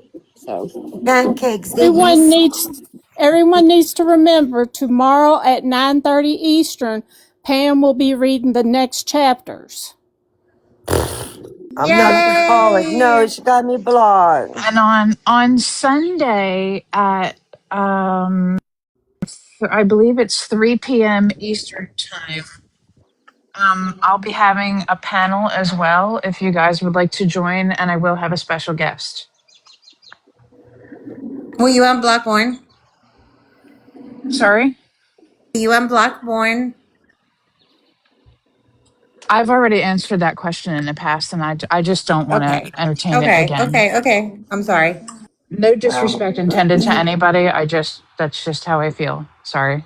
what have I ever done you something? I don't know. You never did anything to me directly. No, you did not. Okay. And that's all. I don't want to get into it, Born. That's just how I That's feel. fine. That's fine. That's fine. I promise you, I don't have content that you want to see. I promise you that.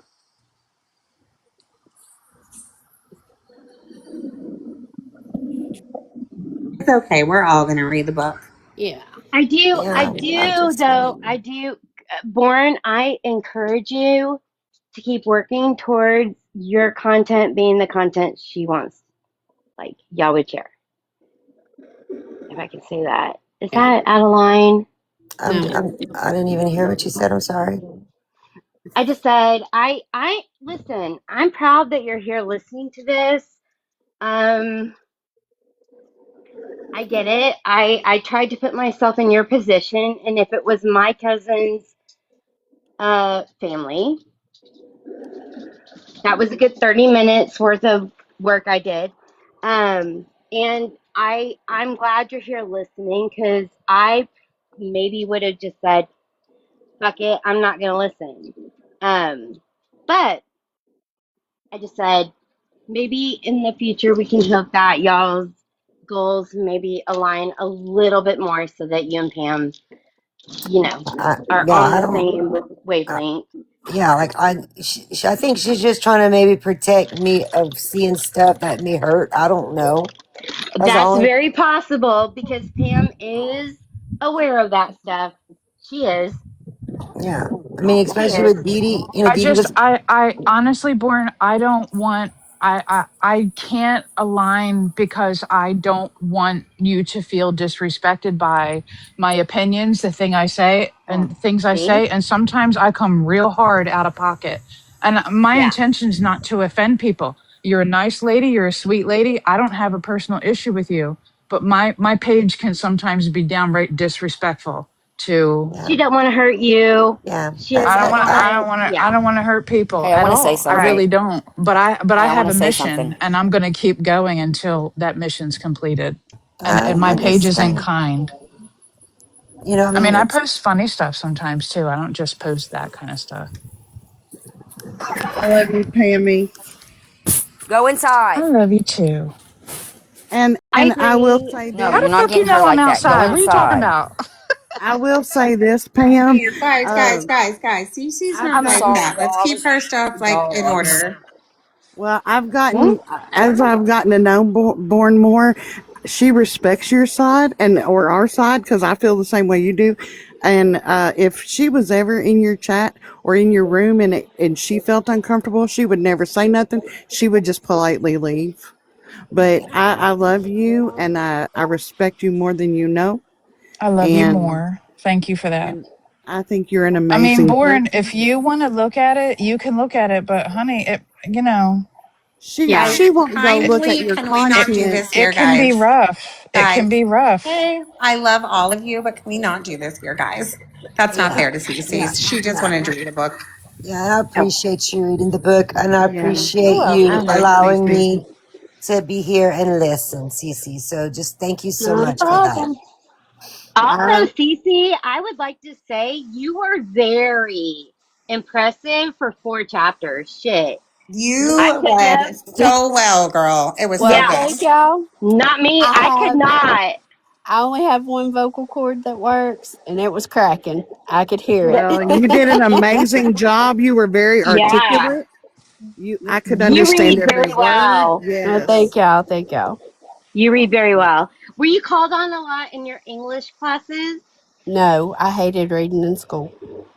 Well, you did an Okay. amazing I would job. try to hide. Okay. And just think, you didn't sound like Dreamer at all. Hey, that's the best part.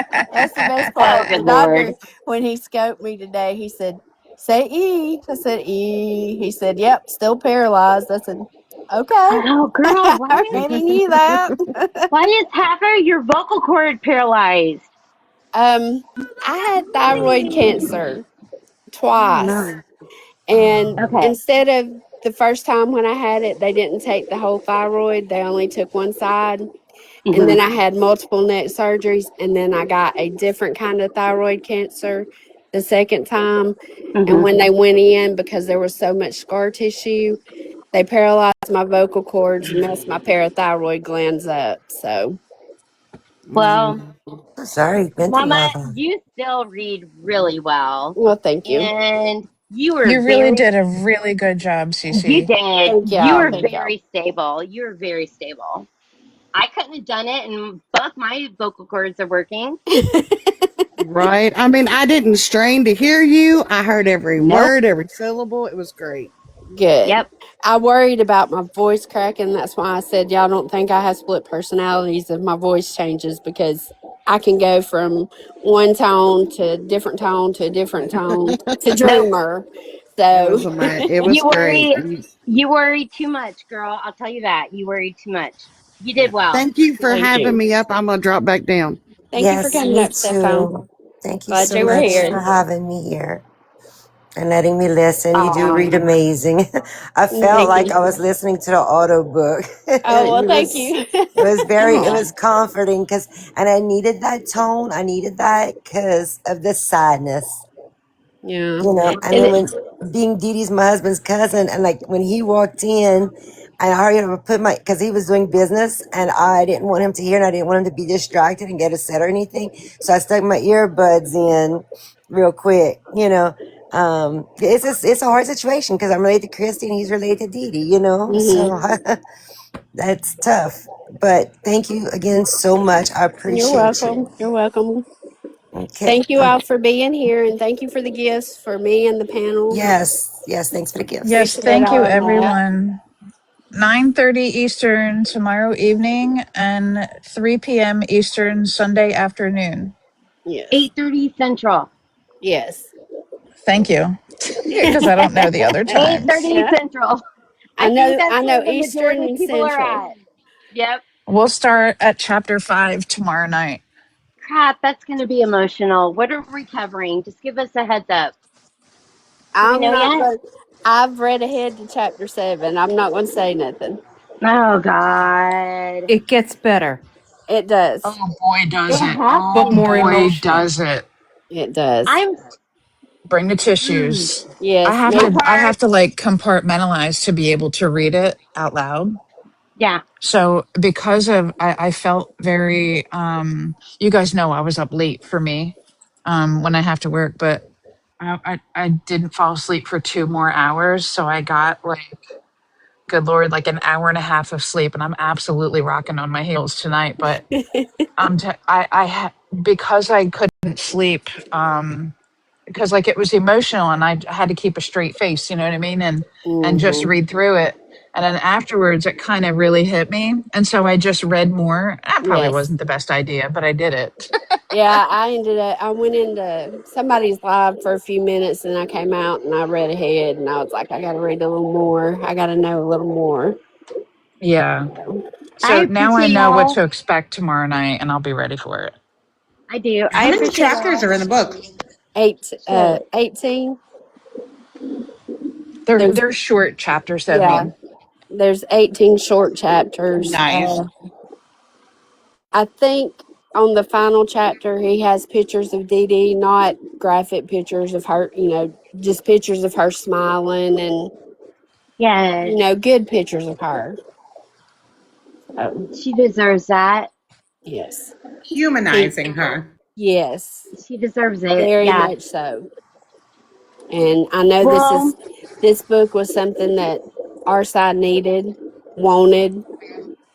So I love and it. from somebody who's not like already out here, this was like a very refreshing book to have published by someone who's not like in the thick of it on here with us, you know? Mhm.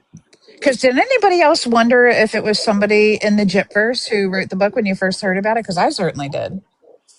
Yeah. yeah. Shit. Mimi, I'm what did you sorry. I'm not think? going to talk. Sure where it came from. I was like, wait a minute, did Fancy write another book? And then I Right? knew Me this one lady was too. talking about writing a book, and I thought maybe it was her. I Me didn't. too. This is unexpected, but I love it. I know. I love it. It's really, really good. And he wrote it very, very well. Yes. It's not like it doesn't drag out a particular topic. You know, it's really good. It's really, really good. I Oh, also feel like he somewhat Maybe saved it's our a really good thing sanity. that he doesn't know anything about the Gypfers. yeah. Right. He Probably. doesn't. Good Lord in heaven, we got to protect him Yeah. from Yeah. some things that can He's happen. he's been warned about some things this morning, so Well, Mm. mm, we'll go New to fight He's a Orleans for very him. lady. kind person, a very soft spoken, very kind person. He ain't rowdy like us, Yeah. y'all. New Orleans lady, you wanted to say something earlier?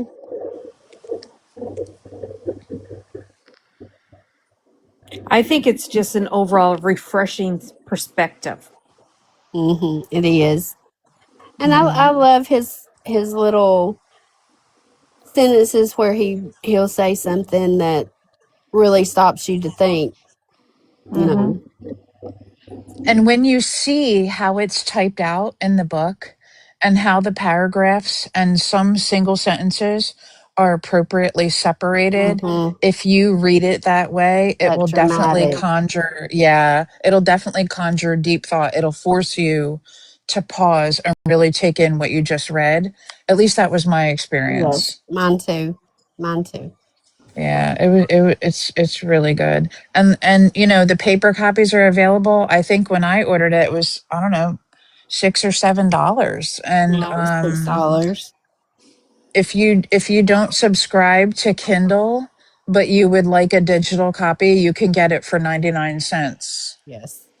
I ordered a couple of paper copies and I ordered a digital copy because I got antsy waiting for my paper copies to come because they won't be here till Monday. Yeah. New Orleans Mine lady. don't come till Tuesday. What the heck? I think she Really? ordered hers yesterday. Yeah. Hey, you know what? We are not, Awesome. we're not, like how to buy. We don't have overcast of people protecting her anymore. We don't have any of that. Like, that was always projected on us when we brought forward facts from her medical records, from the case, all of it, all of it. We were made out to be dumbasses, crazy, all that. Yeah. Yeah. And Liam, I just hope they understand the importance of what they did, because it re-energizes a lot of people who felt sidelined and like nobody would listen to stuff that we knew very well was very sound, scientifically sound, legally sound, all of it. Like, we all knew it. We all knew it. But And Allison, did you know that at the end of every chapter, his sources are cited, even if it's something that he pulled out of People magazine? Mm-hmm. Every I love single it. source is cited at Yeah, the end of The every single I chapter. love documentaries. it. If he And he got something doesn't, off the documentary, it's cited. I mean, it tells you Hmm. where to go to look. At hey, the end I'm of not gonna every lie. single chapter, not just at the end of the book, which I really like that. Absolutely. I mean, they have their shit in a row. And what's scarier, if I was on the other side, what would be scarier for me is that Liam got the recent info of the medical files about the cancer in their hands. Um, Gypsy went and she changed up her book that was being printed by Amazon or whatever. Um, when I was listening to you read it, I was like, shit, if he had the new info, like, that's even more damaging. And that can be added in because I don't know if it's DKP through Amazon. It's a self published. version, and I believe they can change it up as they go. And if that's added in, that's a wrap. It's a wrap. I'd like to remind you guys that we have the power to push this book to the New York Times bestseller list. Yes. And Yes, his best chance of that is selling the most copies in the first week. So please, please, please show support. It's not an expensive book. Please show no, support if yeah, you can, and put this on a New York Times bestseller list instead Yes. of another book that we heard of. Yes. yeah. I want to And with the encourage price of this Everybody. book, everybody this to makes show great support. like stocking stuffers, little gifts. Yes. Like Yep. I'm serious. Buy it for your friend, buy it for your local library. Buy a Yeah. copy for your local library along with yourself. Doctor's office, In wherever my you can area, leave a free yeah, in copy. my area where I live, we have like book nooks. Like sometimes in a Yep. neighborhood, there's like a We book have those exchange. too. You can Yes. throw one in one of those. Everybody has the ability. If you have adult children, and I mean adult children because of the topic of conversation, this would be something, maybe it will bring your adult children to understand why you have so much interest in this case, and hearing it from someone that's not you may Yep. help them understand why you're so invested.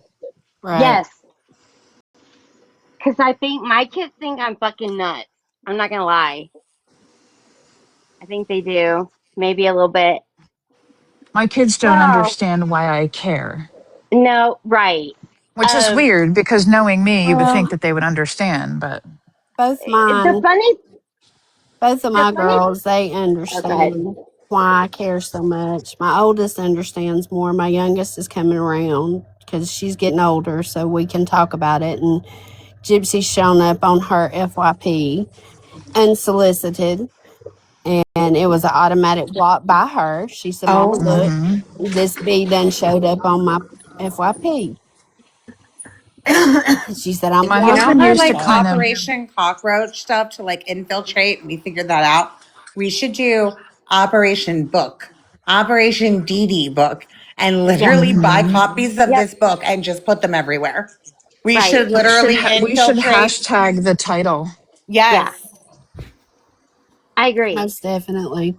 Hashtag Pancake. the title, hashtag his name, Yes. Buy and books, start put them putting it on out your places. posts. Like we Yeah. need to infiltrate everything everywhere with this book. You know what? You gave me an idea. I'm going to buy 5 copies for my local library because Yeah, I know there's I people should. right I around think I'm me going to who are go back on and interested in order it. some more copies for Yeah, I'm sure. going to do Liam Now I'm that. getting I'm going to do Bassinet. ideas. that. Liam We need Bassinet is his something. name. Yeah. A video after this too. I think we're gonna do like, Oh, yeah. there's Cooks. Cook said she's Oh, almost done with the book. It's Cooks, come wonderful. up. Yeah. Cooks, It's He's been come great, up. isn't listening. it, It's so Cooks? good. Cook, It's you can so come good, up if Cook. you want to. Cooks, come up, please. Pam. Yes. Okay. So, okay. Okay. Are you I have a, okay? I am, but it's hard to tell the story. I have a best friend. He's a lawyer. He You're does like, fired. eh, you hush up.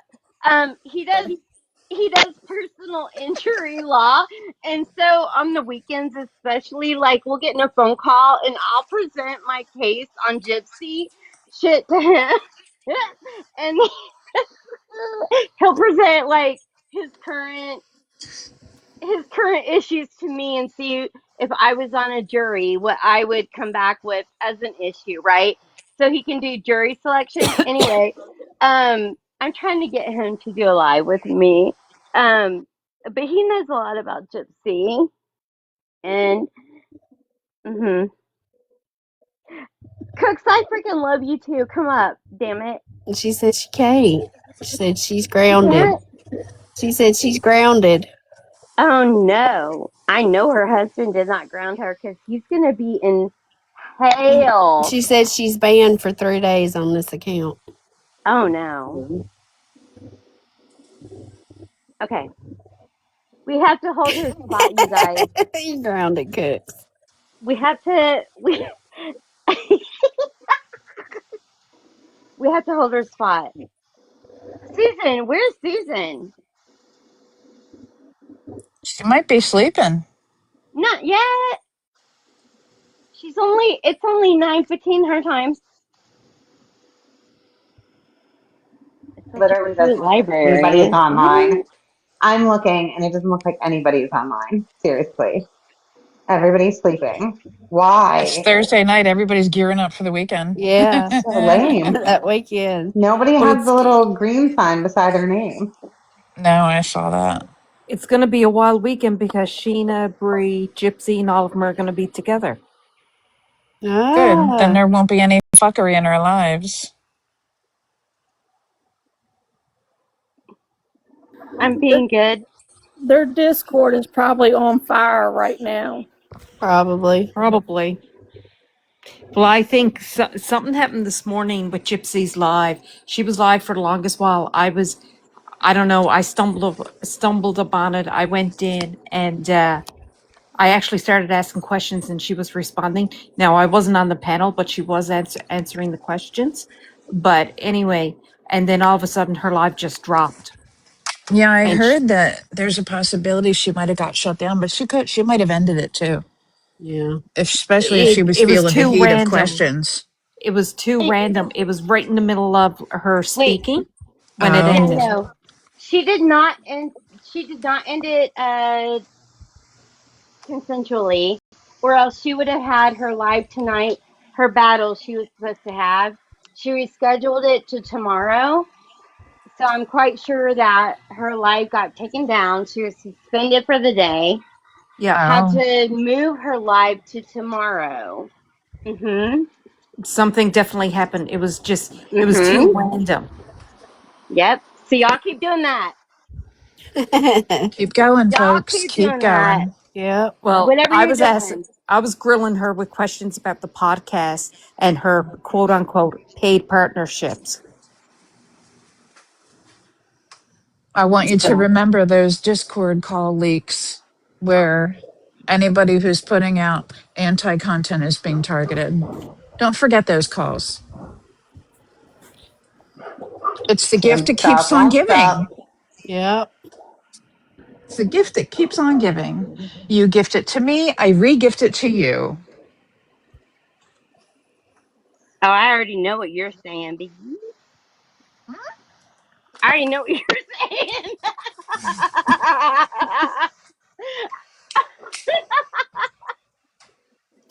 Okay. Get back to work. I already know what Back to work. she's saying. How full is the jar?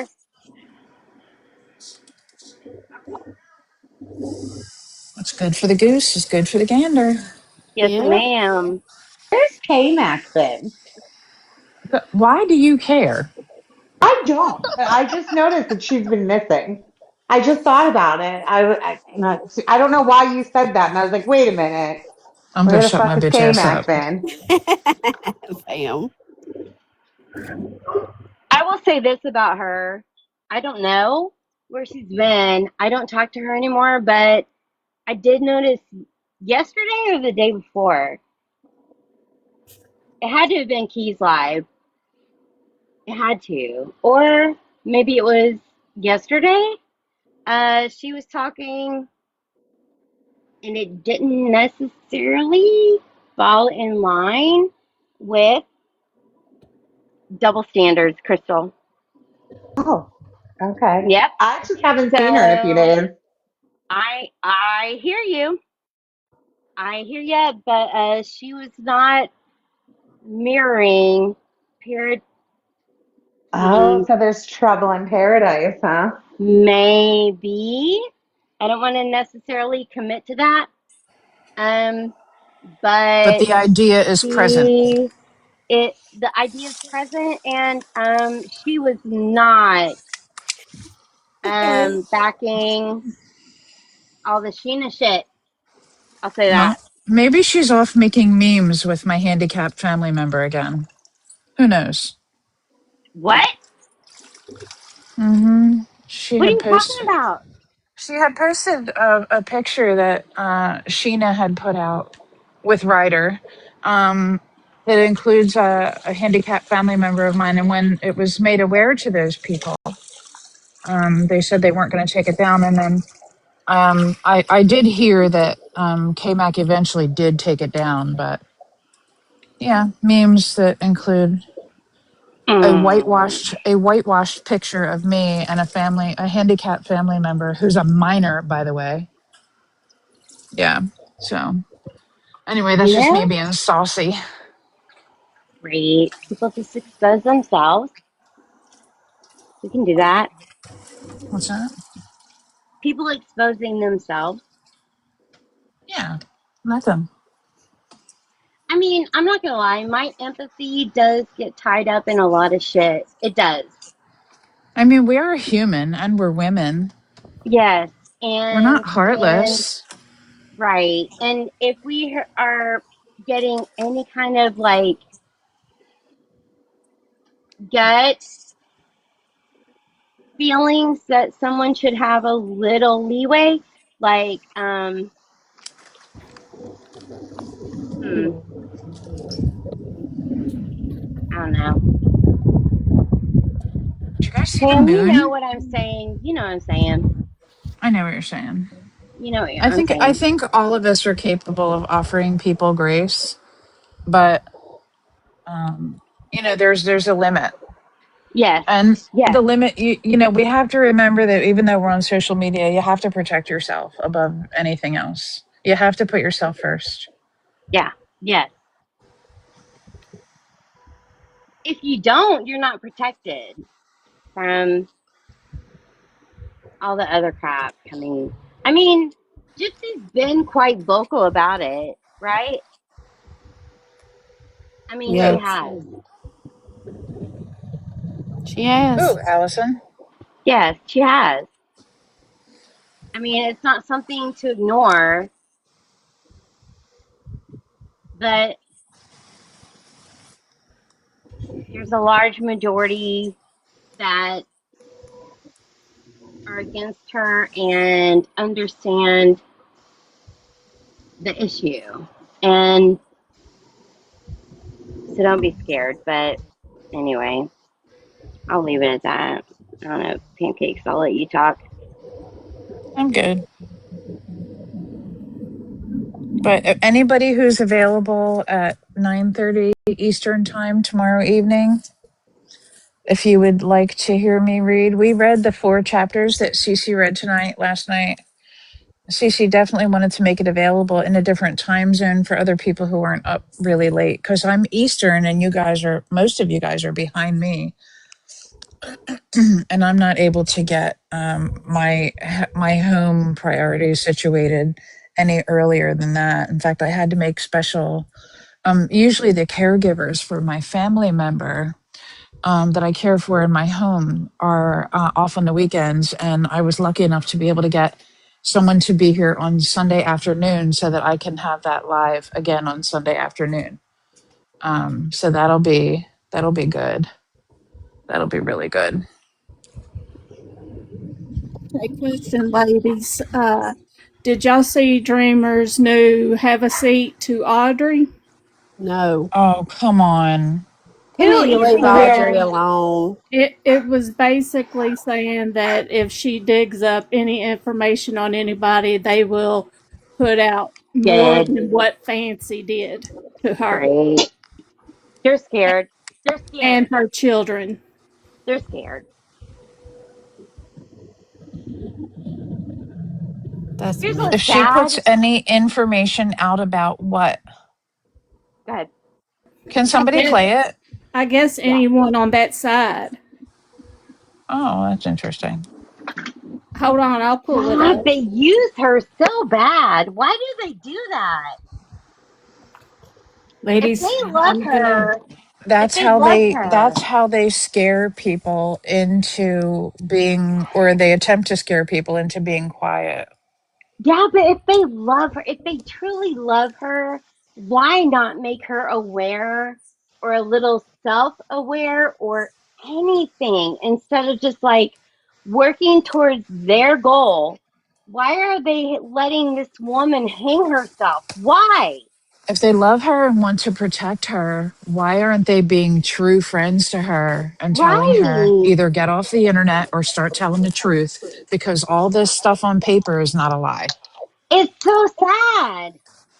Are y'all You want ready? people to stop talking, do all the talking instead. Yes. Are Yes, y'all ma'am, we're ready? ready. Okay.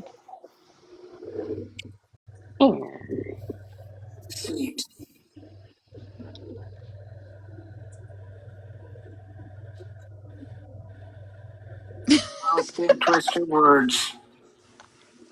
What the hell are you laughing Didn't happen. You just told the truth.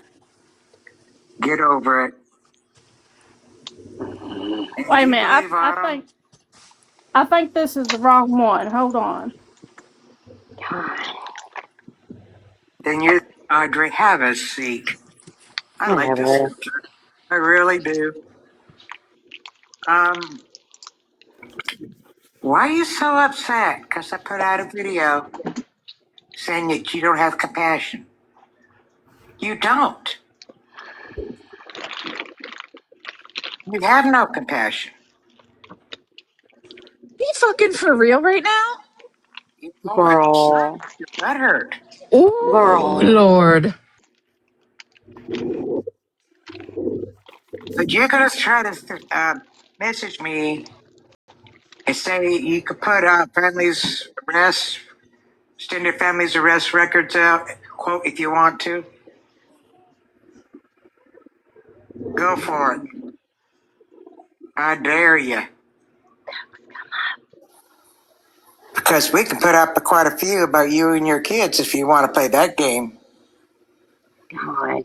I don't really think you want me to. Because, you leave that kind of stuff out of it.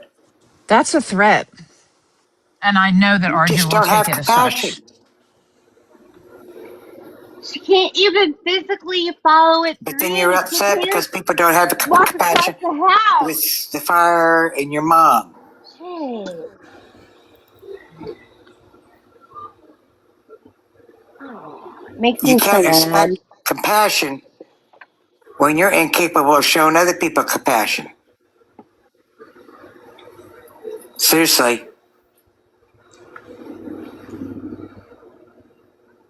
it's just that simple. And I don't think you want to really go that way because we can put out more than what Notice she says we, y'all. Patsy She Patsy says put on you. we. You remember her putting on there? Like a dummy, we defended you. That was wrong because you leave kids out of it. And that was out of line, and it was. But if you want to play that game, it works both ways.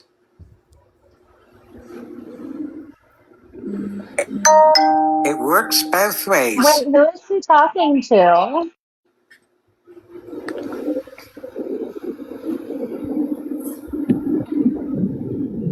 So you do what you want to do, Mm. but I wouldn't if I were you. Okay, Audrey, are y'all aware of what a military dog is like? Like I grew up, I had one in my house. Um, they obeyed their master. They loved me. Don't get me wrong, they love me, and I got a lot of hugs and kisses, and it was great. Um, Girl, what are you talking ultimately, about? well, hold on. Ultimately, the dog loved their master, and no matter how much love I gave them, they would follow what they said. Dreamer is a fucking German Shepherd to Gypsy Rose who, no matter what, even into death, will follow her commands and her team's commands into death. And that saddens me that they're willing to do that to her because of how old she is Yeah. and mentally compromised. She is. She is. And girl, I was I just yelled want to at. remind you, Allison, that What? despite her possible deficiencies and her age, she still Yeah. knows right from wrong. Oh, for Period. sure. Oh, I agree with you, Pam. She still knows right from wrong, and Oh, that is a absolutely. threat to Audrey. Yes. And I want to remind Yep. everybody as well what she's talking about with Audrey's children. Audrey wrote a book about that situation and published it and read it Hmm. on her live because Fancy tried to weaponize the information. Yep. I just want to remind everyone of that. Yeah. No, don't forget that because that's way important.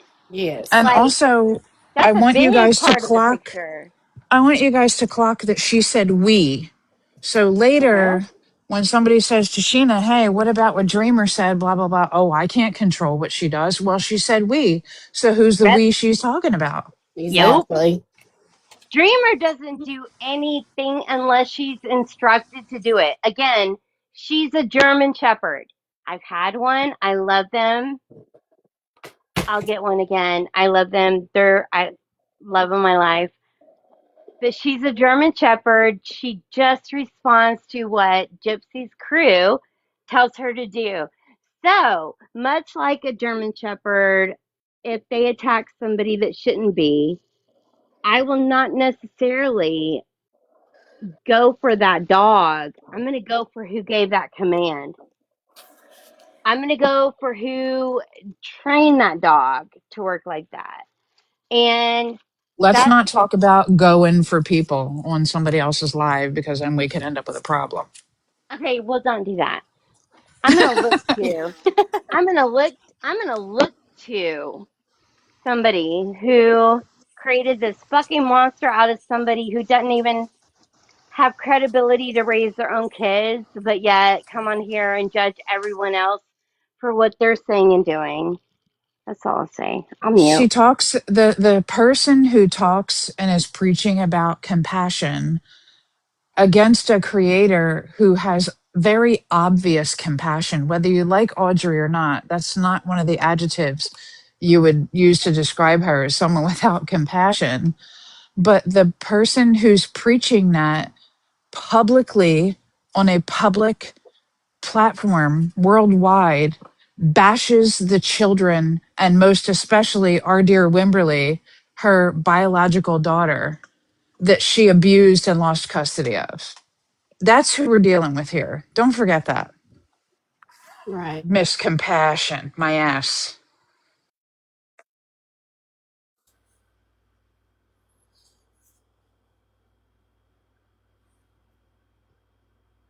It's a disgrace. And with everything that Audrey's going through and trying to help her mama, she don't need the bearded lady making comments like that or Right. threats. No. Also, in all fairness, Wimberly will let y'all know I'm verified her cousin. So I'm Dreamer's cousin, and I'm trying to pull rank above her little captors.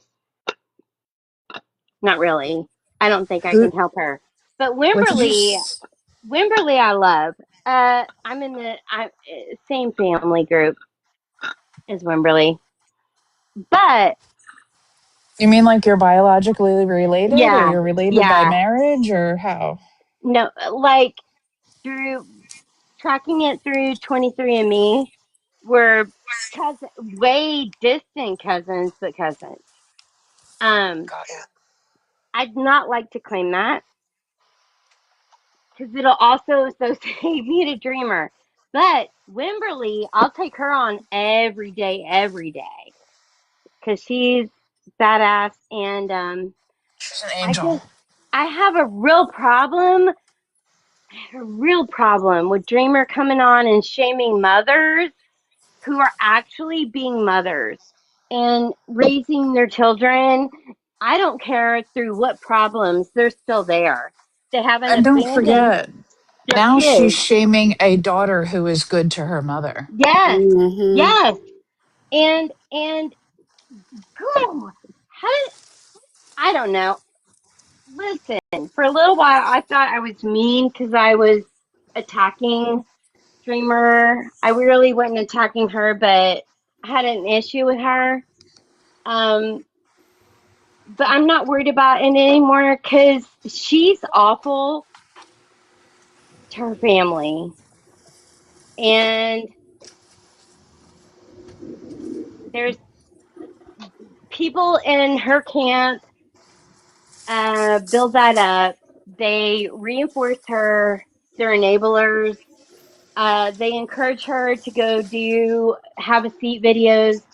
Um, they build that character up instead of caring about the woman and her family and what she should stand for and all that. They don't care about that. They literally just back up her fighting their cause. And it's what it is. I hate it. I hate it. I'll be quiet. And guess what? They They tried to shut Audrey down. They tried to get her GoFundMe shut down. They tried all kinds of stuff, and Audrey came out on top because Audrey is honest. Period. Yes, exactly. Yep. with me is that, Yep. they think that she is not going to go so hard for her mom. If they read her book and knew the shit that her mom done for her, how would she not return that favor? Right. Absolutely. Her mom is her world, and people criticizing, how could you not know? They They live don't so understand far that from family each other. bond. They live so far from each other. And let me tell you something. I don't tell my kids everything. My kids are adults. I don't tell my kids everything. And my kids get annoyed with, if they find something out later and whatever, they Yep. get annoyed with me, but I don't need to Yep. tell them everything. I don't have to tell them everything. And if I'm going through something that I don't want to discuss with them, I'm not going Mhm. to. That's how we Yep. are as parents. We still protect our kids even when they're Yes. adults. We don't share Yes, every little thing ma'am. with them because we don't want them to worry. Yep. We just don't. Yep. People are acting like that's so foreign. Oh, how could you not know your mama was living in a shed? Blah, blah, blah. Oh, bitch, because she didn't tell me and I haven't seen her in a while. Like, are you You know good? what? It's a They good live so sign. far from each other. Really, I'm not going to name the states because that's not right, but they live far from each other. Right. Right. It's still a good sign when a parent doesn't rely on a kid to fix their shit. That's a good sign. And if they're not going to their child with their problems to fix when their children are building their own world, their own family, and all that, you cannot make that out to be a problem. That's a sign of a healthy family. That's what parents should be doing. If people on that side don't have parents doing that, if people on that side have parents making their problems their children's problems, they will not ever understand. And that's okay. I would rather them not understand us than they understand us.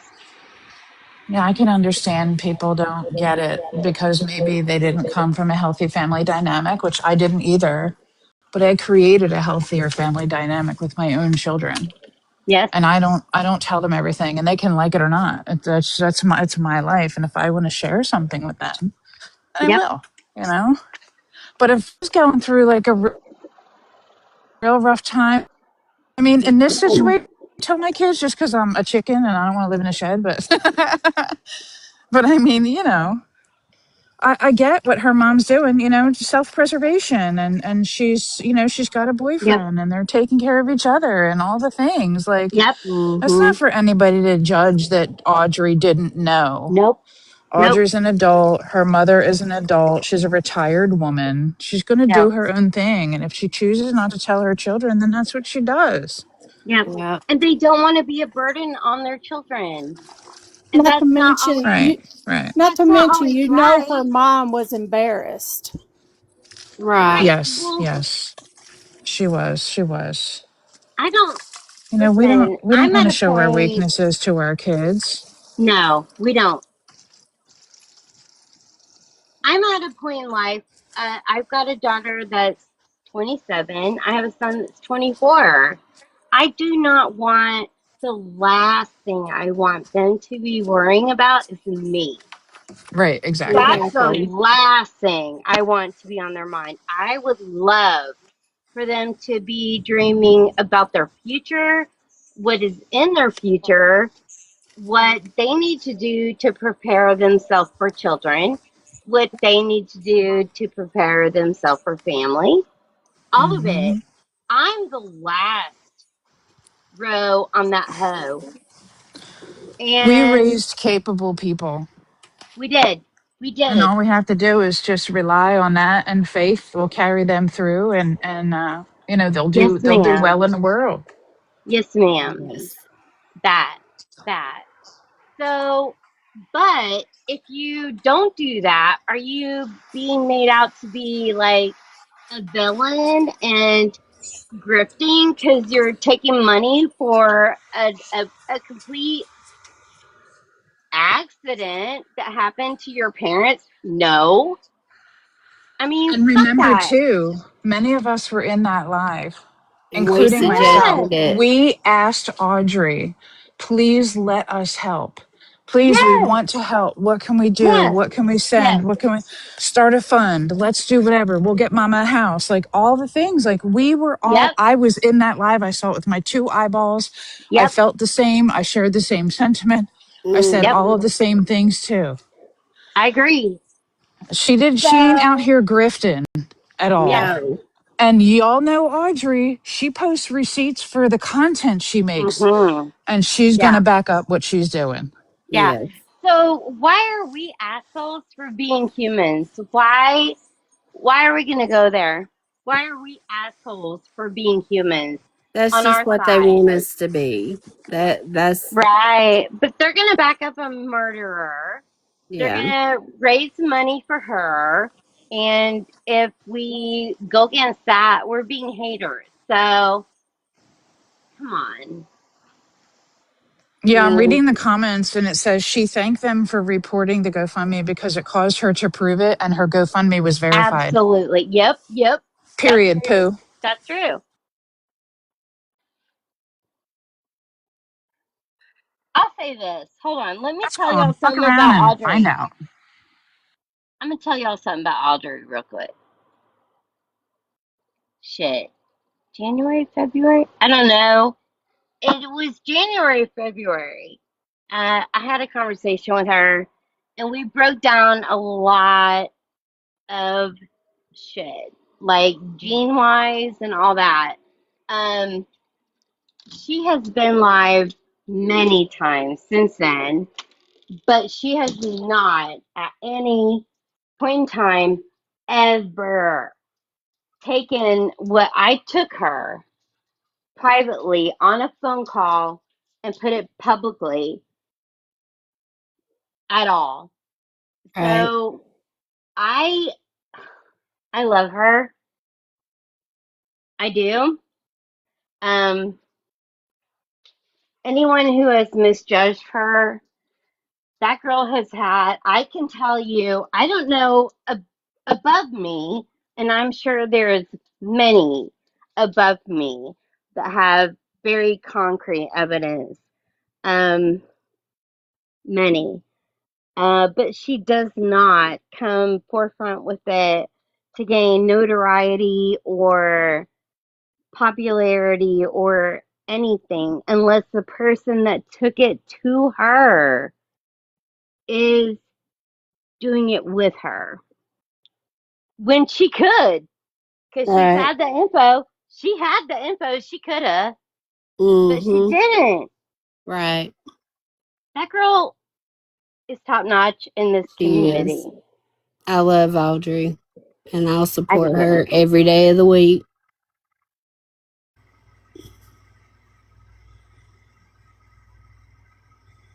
I do too.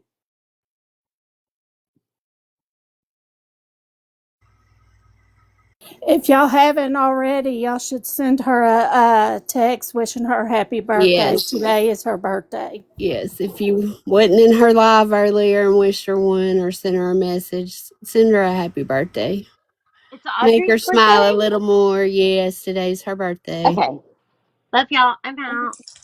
I'm gonna go Okay. right in there and do Thank that. you for coming. Love y'all. Bye. Love you too. Bye. All right, y'all. I'm going to get off here. I'm going to rest. I've had a long day. Thank you for having me up. Thank you for Thank you. reading for us. You did Oh, a really good job. thank you. Thank y'all for CC, you being done here. amazing. You Thank done amazing, you. honey. Thank you.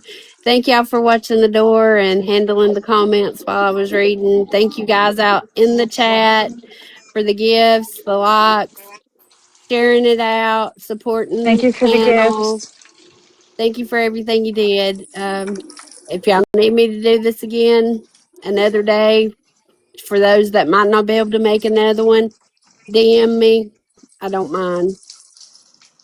But y'all have a wonderful night, and I'll see y'all in another chat sometime. You too, You're love. welcome. Thank you. All right, y'all have a good one. Bye. Bye.